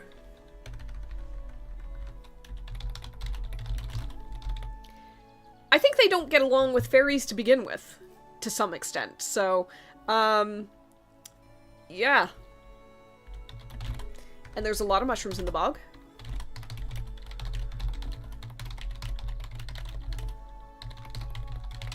Alright, so a goblin from the bog ate the wrong mushrooms twice over and is currently struggling.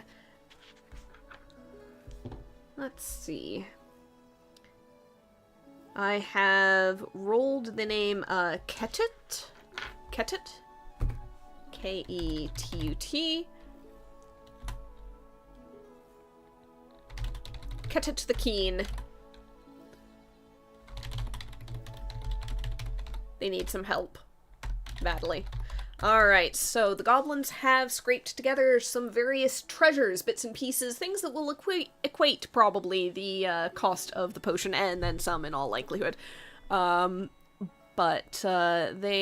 need to cure this first. Right. Bookwork's out of the way. Plan is in place. Let's go. We have the dentist crab. We're not worried about that. Plan, once again, is, I think... Okay, for safety's sake, I want to check and see if I have ambergris on hand. In that case, I'll go to the dungeon first. I do. Okay, liquid fire and skeledust. Okay, I have everything on hand technically, so if there's an emergency, if I run out of time, if I lose reagents to anything, I'm covered. I'm good. Let's do this. So. Yeah, I think let's go ahead and go to the dungeons first.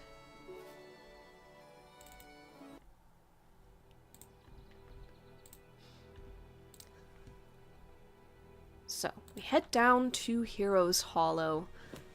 Familiar, musty old place. Alright. We shall go ahead and start searching. Let's start with the skeleton dust. It should be relatively easy to find. It's only a 3 on our search. And it is not an immediate success. Get 2 foraging points up there. We only got a 1. You took every precaution, but it turns out there was a trap not mentioned on your map. Thankfully, it wasn't fatal, but it has wounded you. Decrease timer by 2 as you take the time to tend to yourself. Good old-fashioned pit trap. Fell down, sprained the ankle, had to crawl back out. Probably helped by the mimic, maybe also by the magic rope we found. Sit and take time to wrap it up tight so that we can actually move again. And hobble along on our staff as we continue to search. Should be old bones in here somewhere. Alright, we've got our skeleton dust on a 5. You find a rough map of the dungeon lying on the ground. It's got a lot of details wrong, but it does point out the location of a reagent. Draw a card and treat it as a dungeon reagent of the same value. If we can get a 4, I'm gonna get the liquid fire. We got a jack, which is honestly even better. So, I could just get the liquid fire. However, I do want to real quick see if there is something of 11 in the dungeon. Vampire venom is 10. Foot fungus is technically in there, and frankly, multiple times I've been like, I am not getting it. I'm not doing it. And innocent suffering actually is an 11, and it does cover quite a few things. So, okay, I think that I might go for an innocent suffering. Not dealing with the foot fungus! So that is going to be put on hand. Oh, I've got tons of it. Cool. Alright. So much of that. Okay. So we just need liquid fire now. There's that. Alright, got the skeleton dust. Gonna go for some liquid fire. That is not enough to get it in 1. Dang it. Alright, so a 2 gets me that. Oh, while tiptoeing through a dusty crypt, you feel a bone snap underfoot. The sound wakes the dead who rest here. They complain loudly at you. How do you make amends? Well, they mentioned incense, and I neglected to get some. So they are just crusty and upset. And frankly, we are not going to be able to deal with that right now. So they are not going to be very, they appreciated the wreaths, but for God's sake, this is the 3rd time in recent times, let them sleep until the end of the world. They're only supposed to wake up then. So keep getting their nap interrupted. So they're just very upset. One more. Okay. Got our liquid fire. Things are getting rough. On a 6. The ground gives way beneath you, dropping you into a smooth stone chute, which drops you into a cell somewhere in the depths of the dungeon. Thankfully, the lock isn't too hard to pick. Decrease timer by 1. I tell you what. Okay. From there, we very quickly find our teleport stone and get ourselves over to the Cloud Isles without decreasing the timer. Something which has become very necessary, as that was a lot that took time down on something very complicated. Thank goodness I have all these timer extensions. Okay.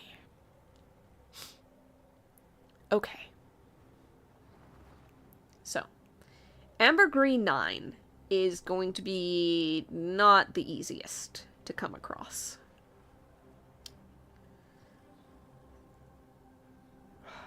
Let's do this thing.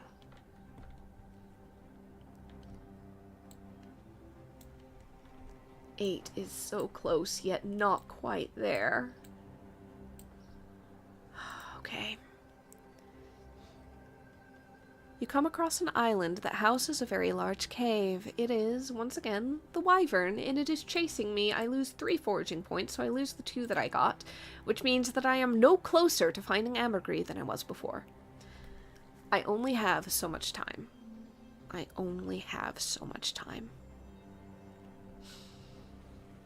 We continue to search. Oh, God, yes. Okay, we're gonna find Ambergris. Oh, this is also something I've never gotten before. A passing airship captain invites you aboard to warm your bones and get some cloud tea. Where are they headed and why? Interesting. Alright. They are... I'm gonna say they are a shipping vessel. They are heading from, maybe from the big city, the capital, to a port city further away. They're bringing cargo of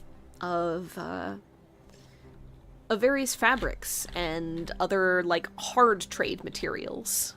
Things that are processed instead of raw goods. Things woven, things spun. It's not got any mechanical things. It's really just a flavor element as far as an event goes. But we have got what we need as we basically fly past a pod of sky whales after the visit. And Viola's able to scoot off the deck of the ship and go collect what she needs.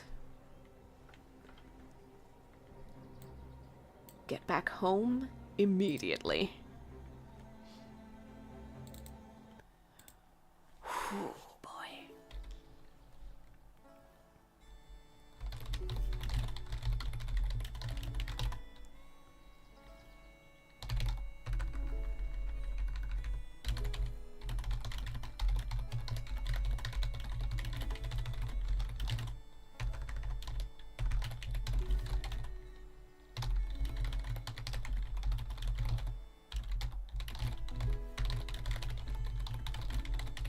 Okay.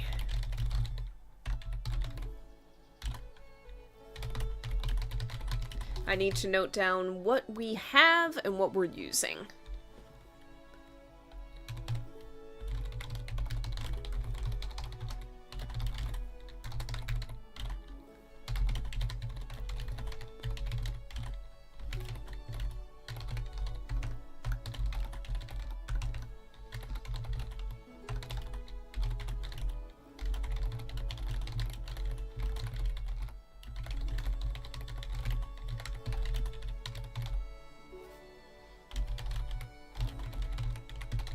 So, potion. It involves liquid fire. Is that added raw? I don't remember. Raw, yep. Skelebone dust. Obviously crushed. It is dusted. Ambergris. Is ambergris also crushed, or are we doing something else with that? Also crushed. So it's aromatic, to say the least. There's the dentist crab gel. I want to say that might be boiled or something. Hold on. No, it's just raw. It's distilled for infection, but it's raw for these other things.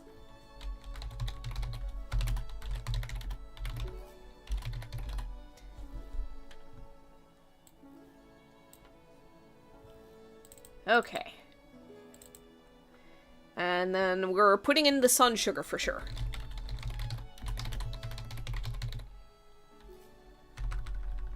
Okay. So, once again, we are not really cooking a lot of this. This might be a cold potion. There is liquid fire put in raw. No, it's warm. It's definitely warm. Liquid fire makes it warm.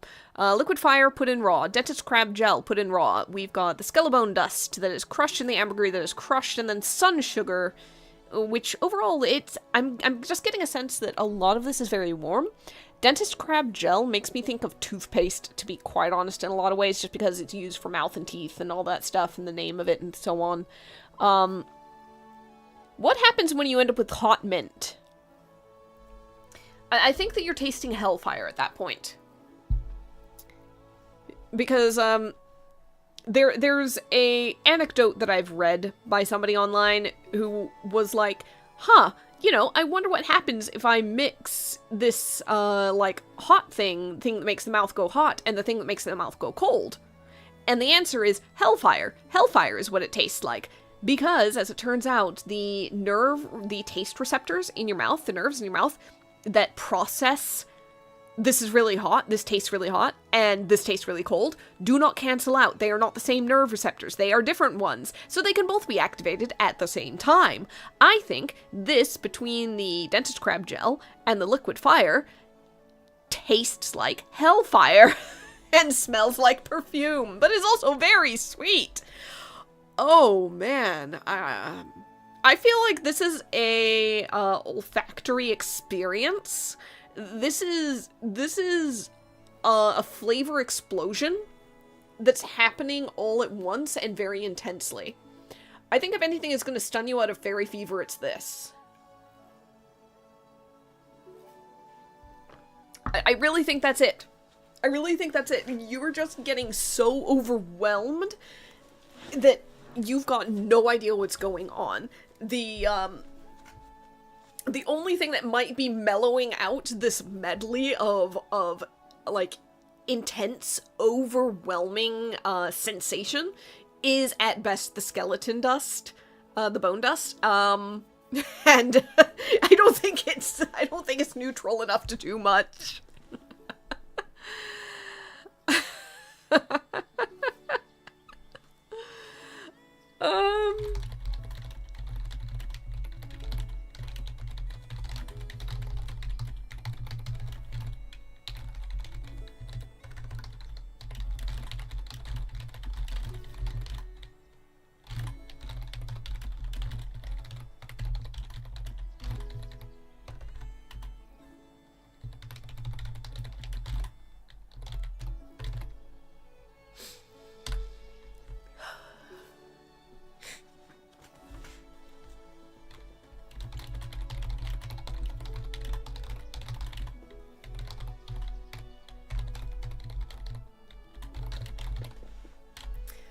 Okay, what do we call this? What do we call this? Call this Tiger Balm.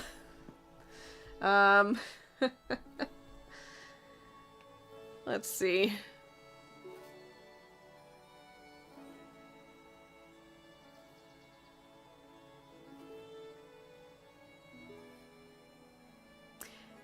Can I do something with sparkler or fireworks or something like that? Can I do something with, not explosion.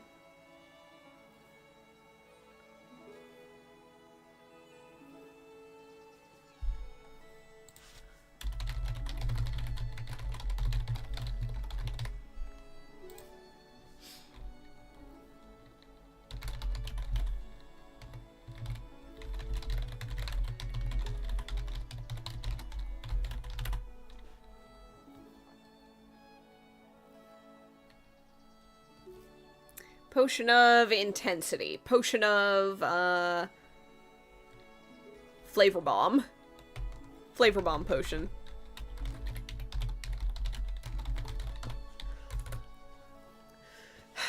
Ketut has never tasted anything like this and hopefully never will again. So, we are 1 week after making the wand without encountering the Baron at all. Okay, so we complete that, we get into some downtime. Alright.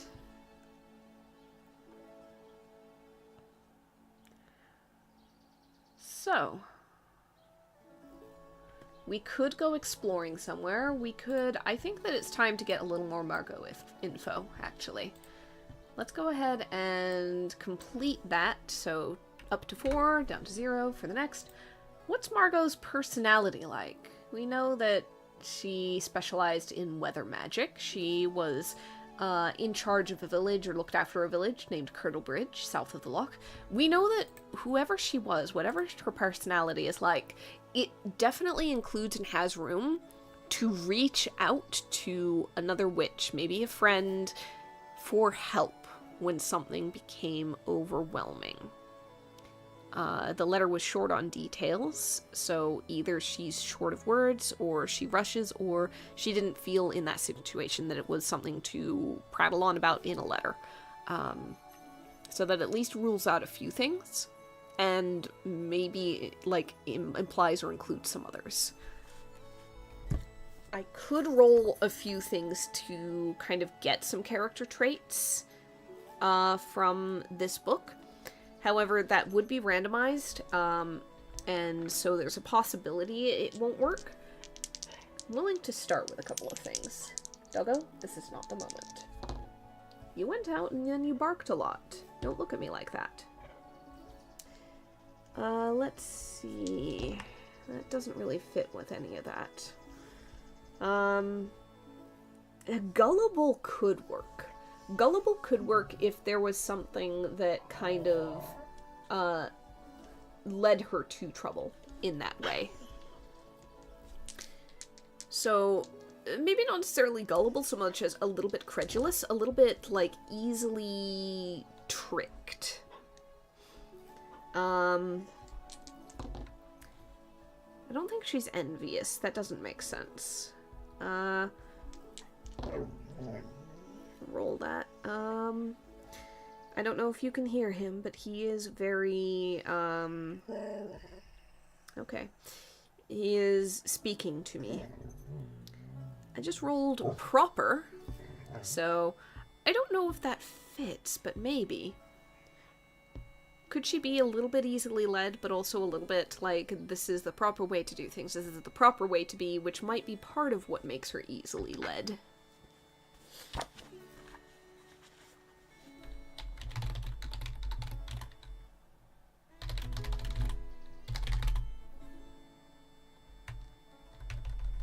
Very proper, easily fooled or taken in by anyone, disconnected. Reconnection successful. I swear I don't know what's going on, but I think that we've had some issues with the connection. Also, this dog. Go lay down. Go lay down. Go and lay down and wait. Go lay down and wait. I will see to you in a minute. Go lay down. He's not. Sit. Sit. Lay down. Lay down. Lay down. Good boy. Stay. Alright, I will see to him in a minute. I told you lay down. I lean one way and he thinks it's me getting up. So he gets really excited. So, she's very proper.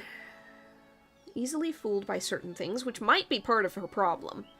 I'm just imagining now this, like, older lady with the hair all done up and the nice dress and little spectacles, things like that. Her witch hat collection is, like, the kind of, like, fancy ladies' hats that have the flowers and the feathers and the things decorating them all around the brim and the crown of it.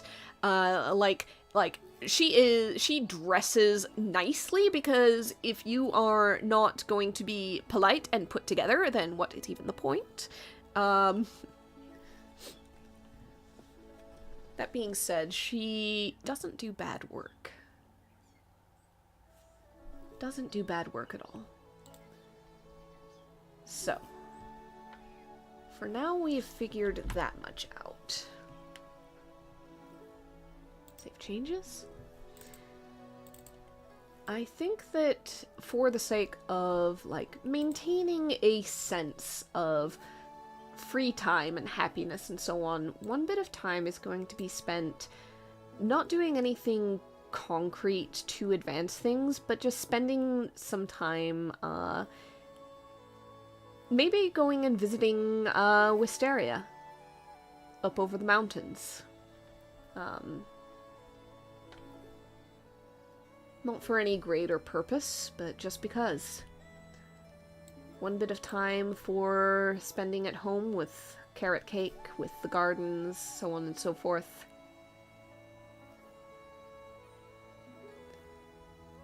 I'm going to spend a single little bit of time down at the loch. You know what? Down in the depths. Down in the depths. I'm not really going to be looking for anything. I'm just going to go ahead and draw a single card and see if I come across something that I could get in the depths. Just because. Also, just to see what kind of encounter I might find there, because, again, I haven't really been down there. So, let's see.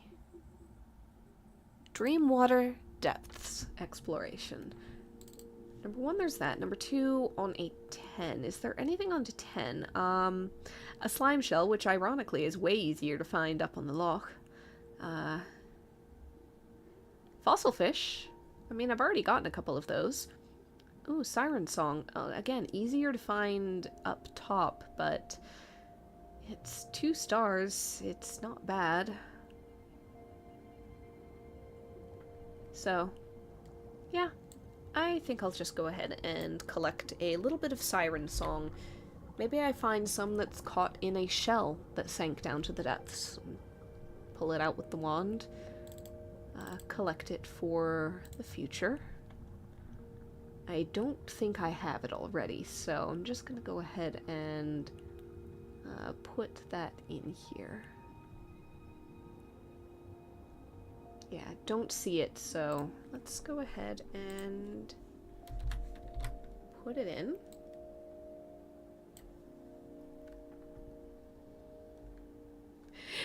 Oh god, the description. I don't think I've read this out loud. Beautiful, calming, maddening. The siren song has been known to drive sailors to incredible feats, up to and including sailing a galleon several miles inland. I'd recommend earplugs for this one. So, that's just to kind of have something on hand. What do I do on a 10? You find a vibrant kelp forest full of plants and fish, plenty of which make useful reagents. Draw a card and treat it as a plant or animal of that value. Honestly, I'm just gonna say that's where I find the siren song. I'm just gonna, because I wasn't, you know, actively searching for anything, I was just drawing to see what I find. I'm just gonna say that's what I find. It's technically not a plant or animal, it's a It's a bit of magic. Maybe I should just go ahead and... I'll just go ahead and draw it. I'll get a little bonus. Oh boy. So basically I've got the full run of the thing. However, it has to be plant or animal. It could be a golden scale guppy. I tend not to use them. Could be a shockfish. Gasweed. Shadow shark. Isn't too bad. Slime shell again. Deep reed. Dentist crab, which I don't need. Fossil fish is magic, so no. Sea beast saliva is animal. Alright. I will just go ahead and put another sea beast saliva in my stuff on hand. Where is my reagents on hand? There we go. Edit. You know, once again, I've realized I've forgotten to give myself the money for that one potion, so I do need to do that. Once I find sea beast saliva, there we go. Up that. Save changes. Okay. Alright.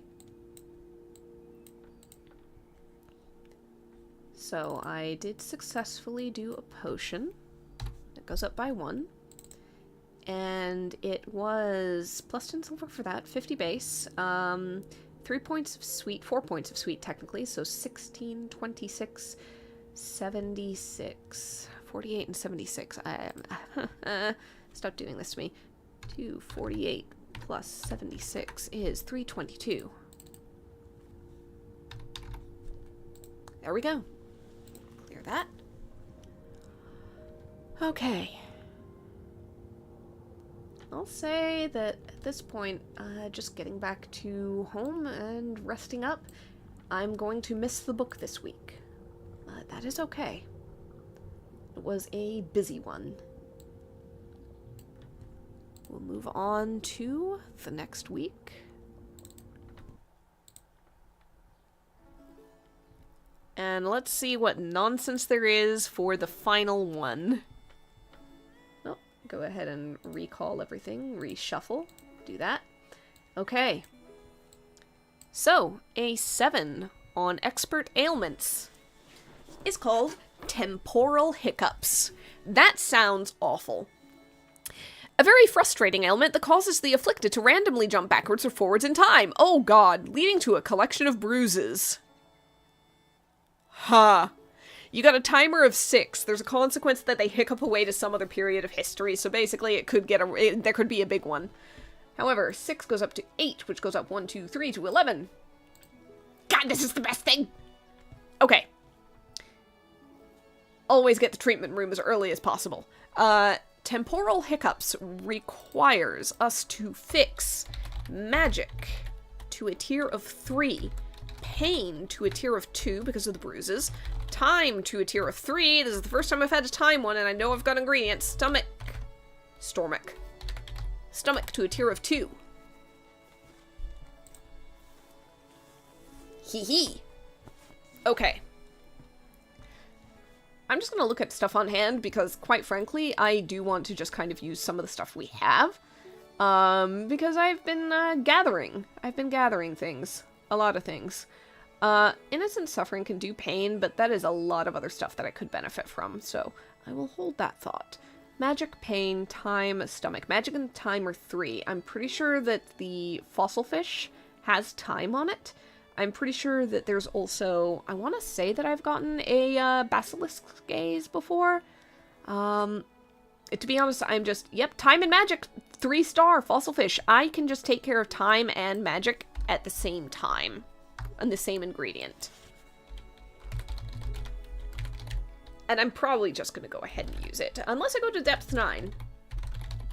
Because, you know, for fun. For fun. I haven't gone to the depths very much. What can I do? So pain and stomach. Is there something that does both pain and stomach by any chance? I mean, I don't have to do everything in the same, like, sort of thing like that. But could. Alright. Pain in stomach, pain in stomach. And it has to be 2-star on each of them.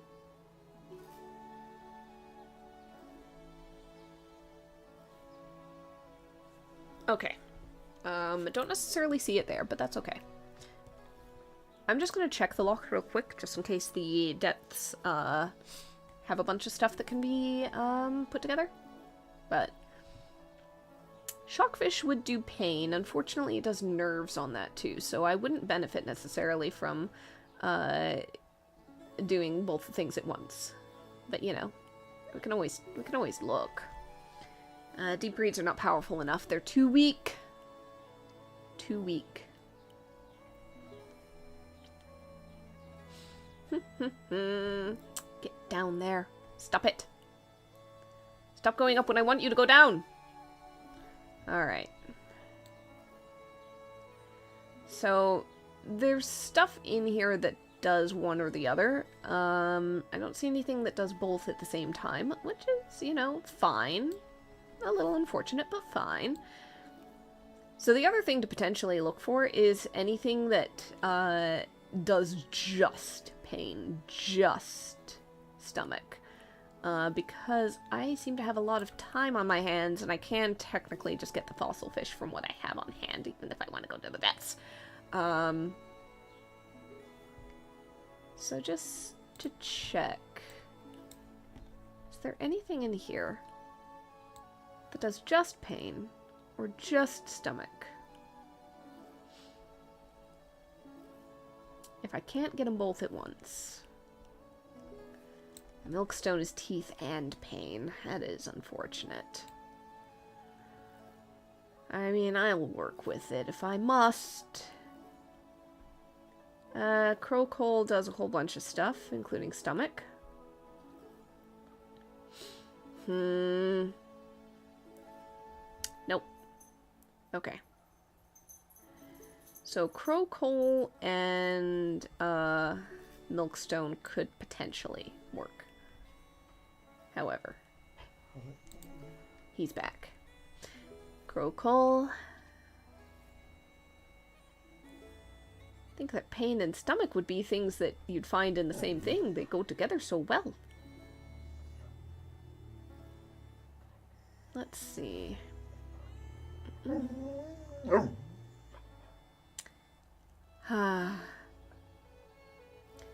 So, Shockfish is reasonable for pain, to be honest. It is just unfortunate that we don't have anything for stomach in the depths. Someone is very upset. Someone is extremely upset with me. Because someone went outside recently and did a whole bunch of barking at things that he really didn't need to. And so got pulled inside sooner than he'd prefer. And it's really his own fault. It really is. It's his own doing. That was a bit much, don't you think? I might have to see to this. Once again, I might have to see to this. Listen to this sadness. Oh, Jumpkin can do stomach. Okay. I might just do the Jumpkin in that case, because that's I have on hand. I was wanting to make a little pumpkin jack-o'-lantern anyway, so, you know. And therefore, if I can find something that does pain and pain alone, then I can just go ahead and get a bonus to that. So, real quick. Stomach. Jumpkin. Mountain Tube that I have on hand, so it's fine.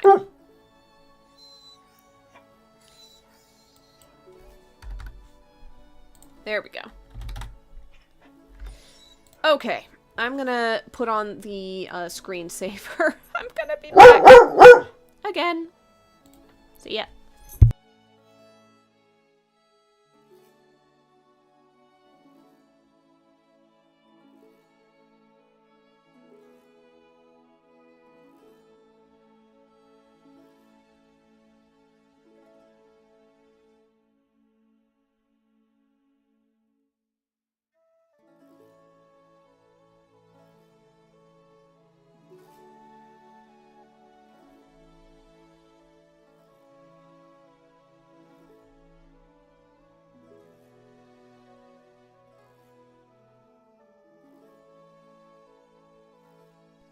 am returned.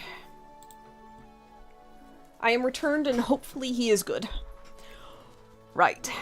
Is there anything that I can do just pain with? Just pain. Because I am now very invested in the idea of maybe doing a perfect one. Not because I need to, but because I am chasing the challenge. Hiker's Helper is pain, but only 1 star. It's not good enough. It's just not good enough. Innocent suffering does too many other things. Is there anything at all that's pain and pain alone?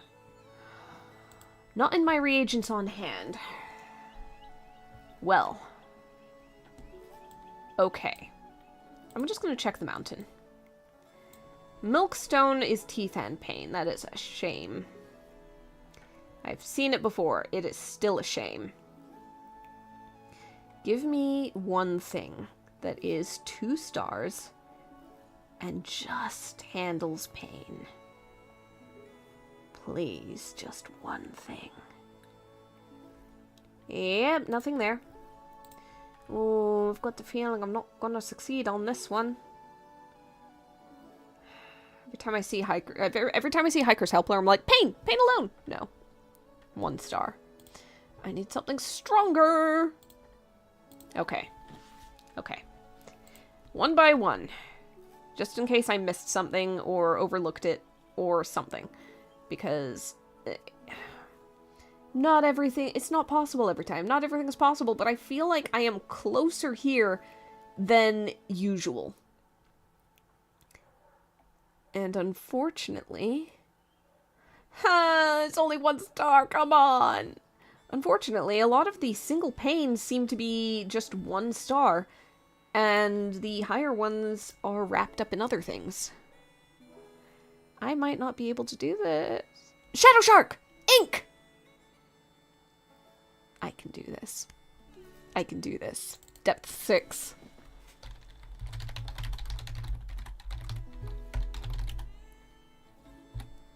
Okay. -1 sweet. But perfection. Okay!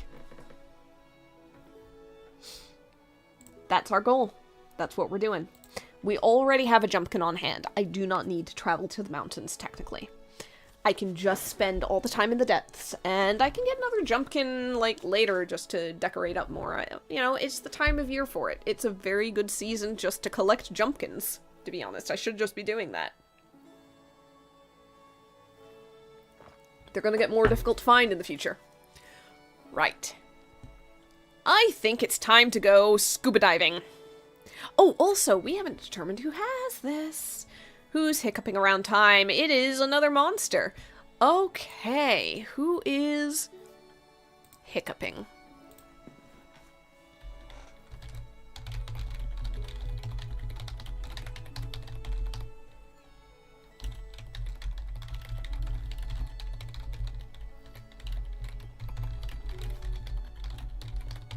Let's see. I don't want to reuse... I don't want to keep going back to goblins as the default, so...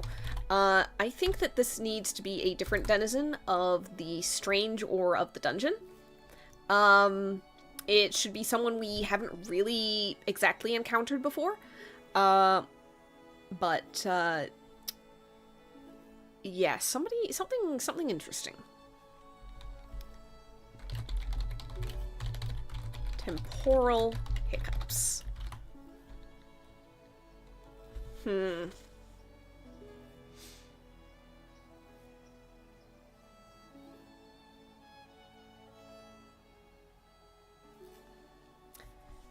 Let's see, what's an interesting, sort of character to have temporal hiccups? We've helped a dragon with a, impulse to give things away.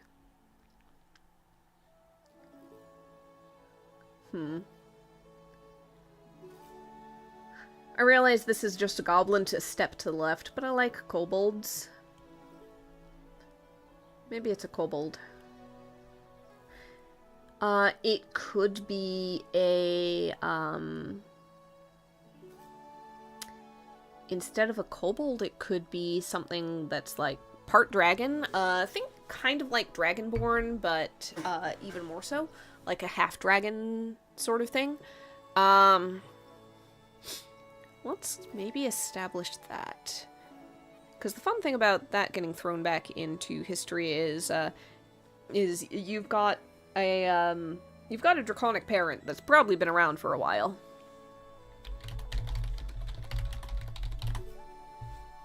Let's see. I'll go ahead and get a name up for them. We've got either a Tiana or a Tosilo. Tiana doesn't quite fit. I don't like Tosilo, though. Okay, if I go, like, up one or so from Tiana, we've got a Thasha. Thasha is just weird enough, I think, for this. Half-dragon named Thasha. Normally a denizen of the strange.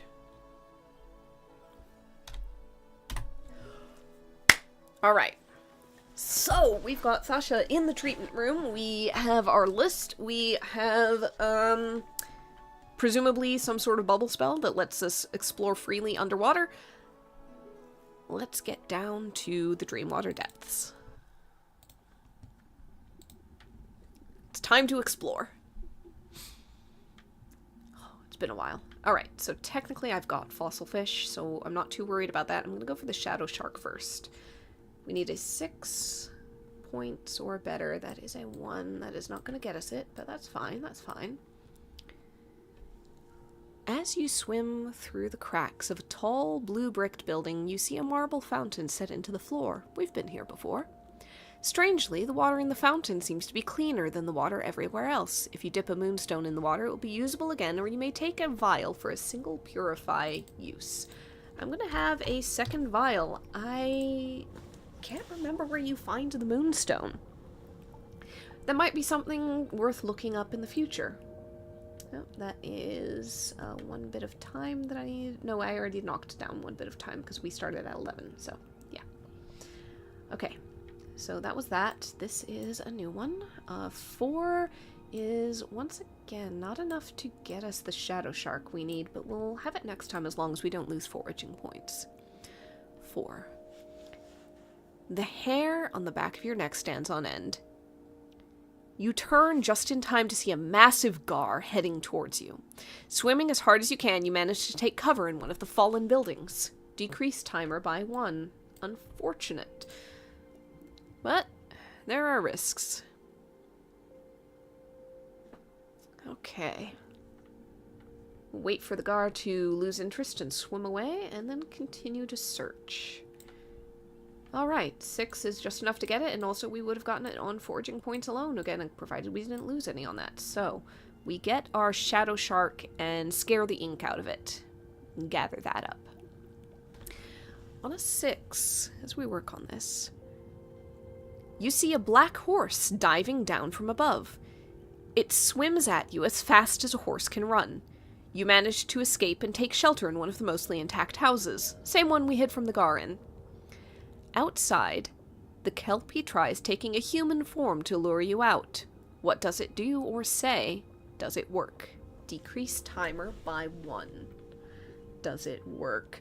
I know better than that. I'm not going out to a Kelpie, thank you very much. The Kelpie takes human form and tries to call out, saying, ooh, I don't think it knows we're necessarily the witch. The hat would be a bit of a drag on searching. They know we have magic. Obviously, because we're swimming down here freely. So, they take human form. How does a Kelpie try to lure you? Often in the stories, through some form of seduction, to be honest. So I think they're just kind of, for right now, they're not being very effective. They're just using boilerplate, oh hey, you want to go spend some time together? No. No. Absolutely not. Eventually they'll leave, but that is definitely a timer down. So we are facing time being a problem. But that's okay. The shadow shark is, I think, the thing. I can't remember if we have one on hand. We might not, to be honest. I don't think we have it in the fish tank. No, we've got shockfish. Shadow shark, shadow shark. Yeah, it's the one thing that we don't have. Everything else we're fine on. I've got the jumpkin. I've got multiple fossil fish. That is the important thing. I'm gonna go ahead and try to find one fossil fish. But I am not going to... You know what? I'm not going to try to find a fossil fish. I do want to explore more.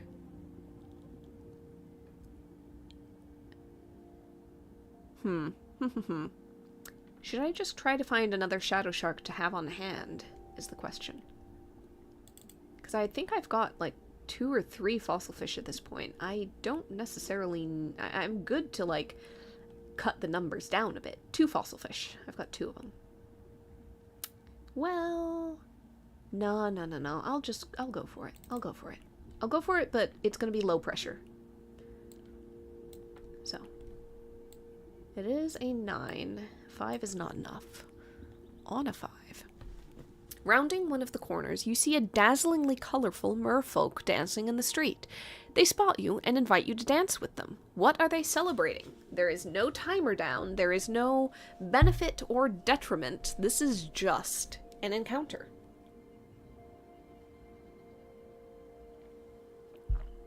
Alright.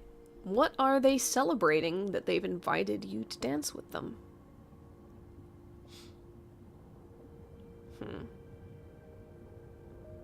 And why are they celebrating alone? There's only one.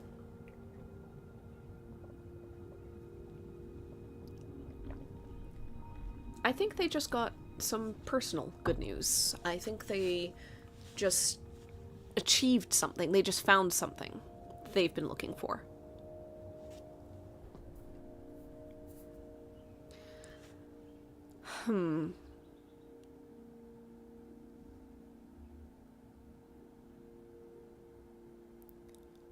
Maybe they've been exploring this area as well, and they remembered finding something in here, like, ages ago, maybe when they were a child, but they haven't been able to find it since. A mural on the wall, a mosaic that they loved but couldn't remember if it was a dream or not. They found it again, finally, and they are very excited to share. Let's see.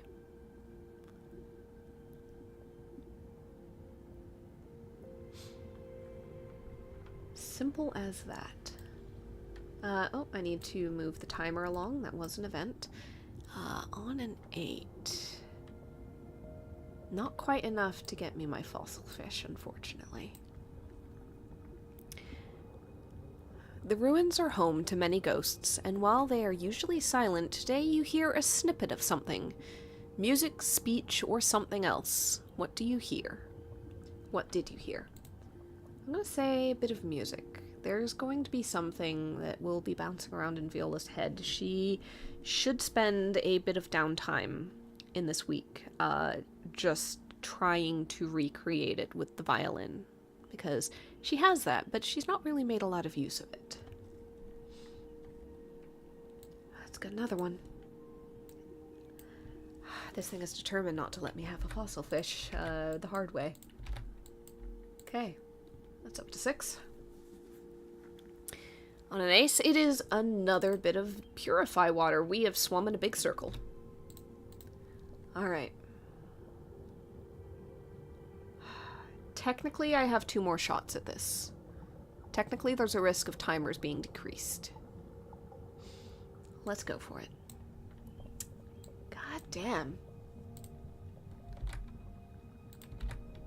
Alright. And we're up to 8. We need a 9. What does a 3 do? Your foot gets caught in a piece of kelp. As you pull your foot loose, the kelp and all the strands connected to it glow with bioluminescence. In the short-lived light, you can quickly scan your surroundings. Gain 4 foraging points.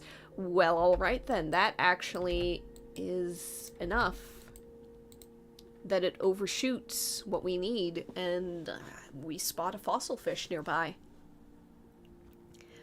Alright. Got that. Got that. The jumpkin is just going to be basically the one we use at home. It's fine. So, we emerge from the depths. Head back home. I'm going to go ahead and mark off the jumpkin. Where are you? Where are you? There you go. Flesh boiled for stomach, and then we carve the rest into a nice decoration.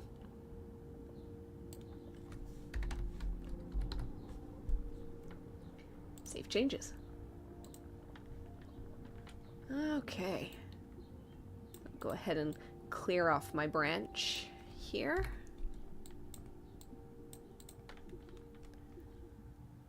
Okay. So.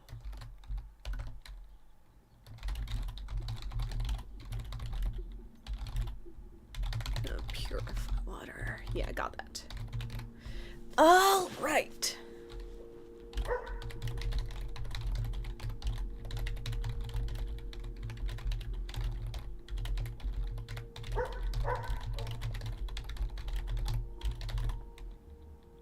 Okay. So, potion. Boiled jumpkin flesh. Ink of the shadow shark. What do we do with that again? It is a couple different things. It's distilled.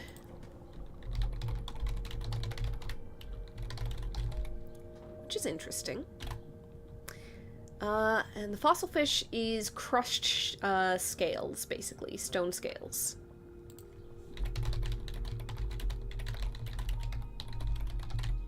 That's an interesting combo.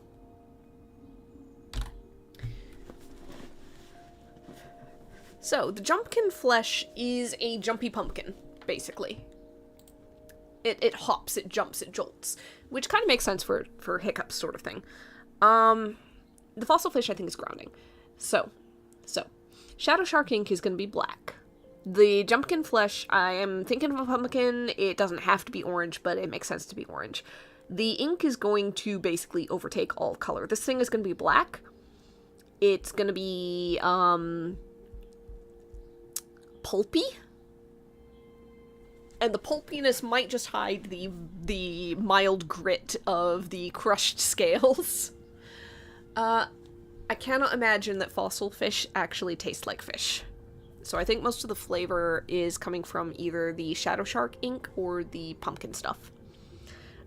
It's losing a point of sweet, but that is okay. We're getting a point of sweet from the fox anyway, so I will go ahead and I'm gonna scoot that over just not that far. Just keep track visually. Copy that, paste there. There we go. We're gonna point of sweet from the fox, a point of sweet from the hive, so it'll be just up 1. We're hitting perfection. The potion is black, the potion is pulpy, and the potion might, if the jumpkin flesh continues to jump a little even after being boiled, then the potion might just appear to bubble a little even though it's not hot. It kind of does that little, like, bog sort of bloop, bloop, bloop occasionally.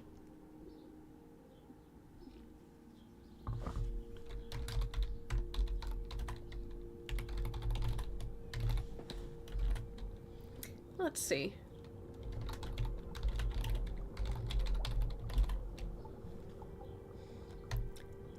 let's see, I think we've got the temporal, the temporal bog potion. Doesn't taste that bad.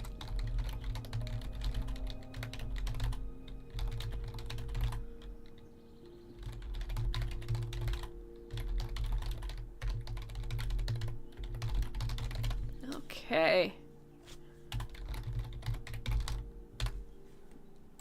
There we go. With that, just gonna go ahead and mark up my numbers. So perfection gives an extra reputation. So that'll be up by 2, actually. After that, 50 plus 10 is 60, plus 1 point of sweet is 64. So that is 86, 386, there we go. Okay. Okay then. So with that, we get into just a little bit of downtime. So, I said 1 bit of downtime for sure was going to be spent, basically trying to remember and put to music the tune that she heard from the ghosts.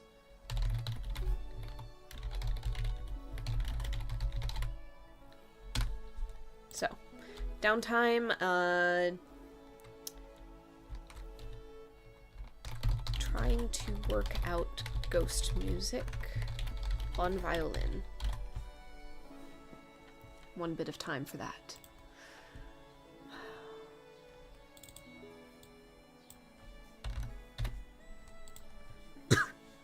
I feel like there could be bits of time spent on other things. I don't have a lot of goals at the moment. We could go baron hunting.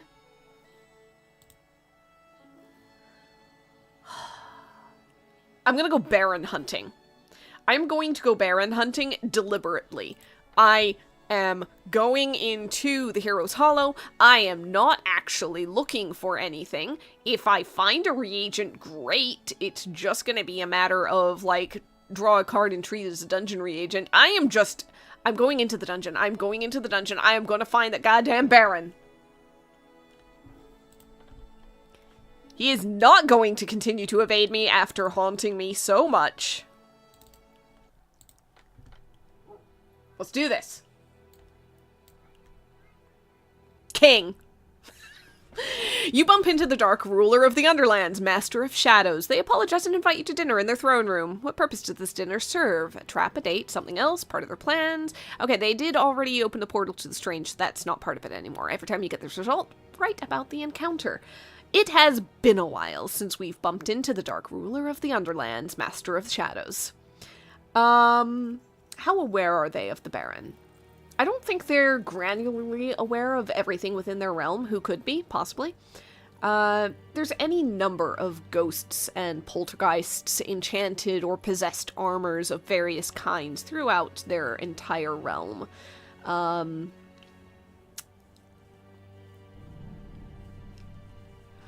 Let's see. I don't think there's much interest in that. I think, if anything, maybe we get their permission, belated, to take care of the Baron if he is causing as much trouble as we say. We're just going to continue on from there on our hunt. I swear to God, I'm not going to get a 7, am I? I'm not going to get a 7, am I? And I managed to stumble into a trap, which decreases the timer by 2. Damn it!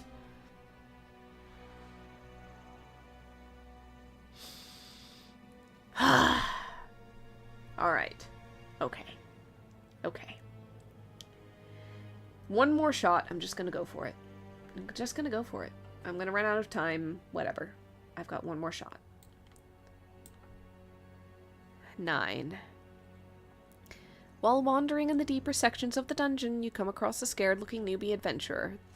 Unfortunately, that is the last bit of time that I even have, technically. So, technically for downtime, I don't even have time to lead anybody out of the dungeon. I think that I'm just wandering, and I'm just going to treat that as null.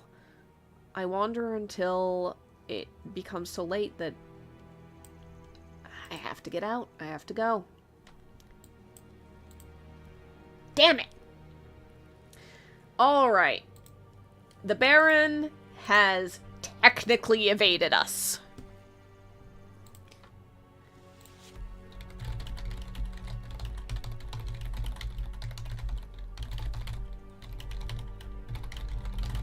The Dark Ruler of the Underlands, probably deserves a bit more gravitas, but I am bent and determined on getting rid of the goddamn Baron. So, I'm sorry, Dark Ruler of the Underlands, Master of Shadows. I have a poltergeist to destroy. Oh.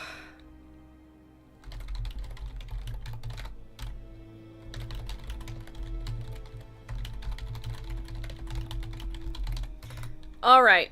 The Baron survives. The Baron survives yet another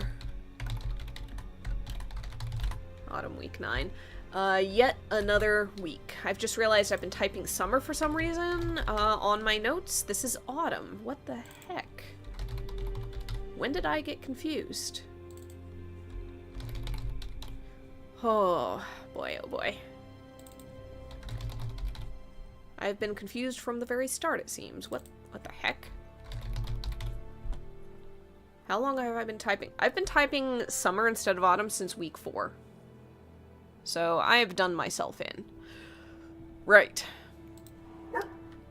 Well. Thank you very much for hanging out. Sorry I didn't get to do more rolls on the books table, but again, I've been determined. So, we'll get that goddamn Baron next time. We'll get him next time. We really will. We'd better. Oh gosh. Okay. Okay.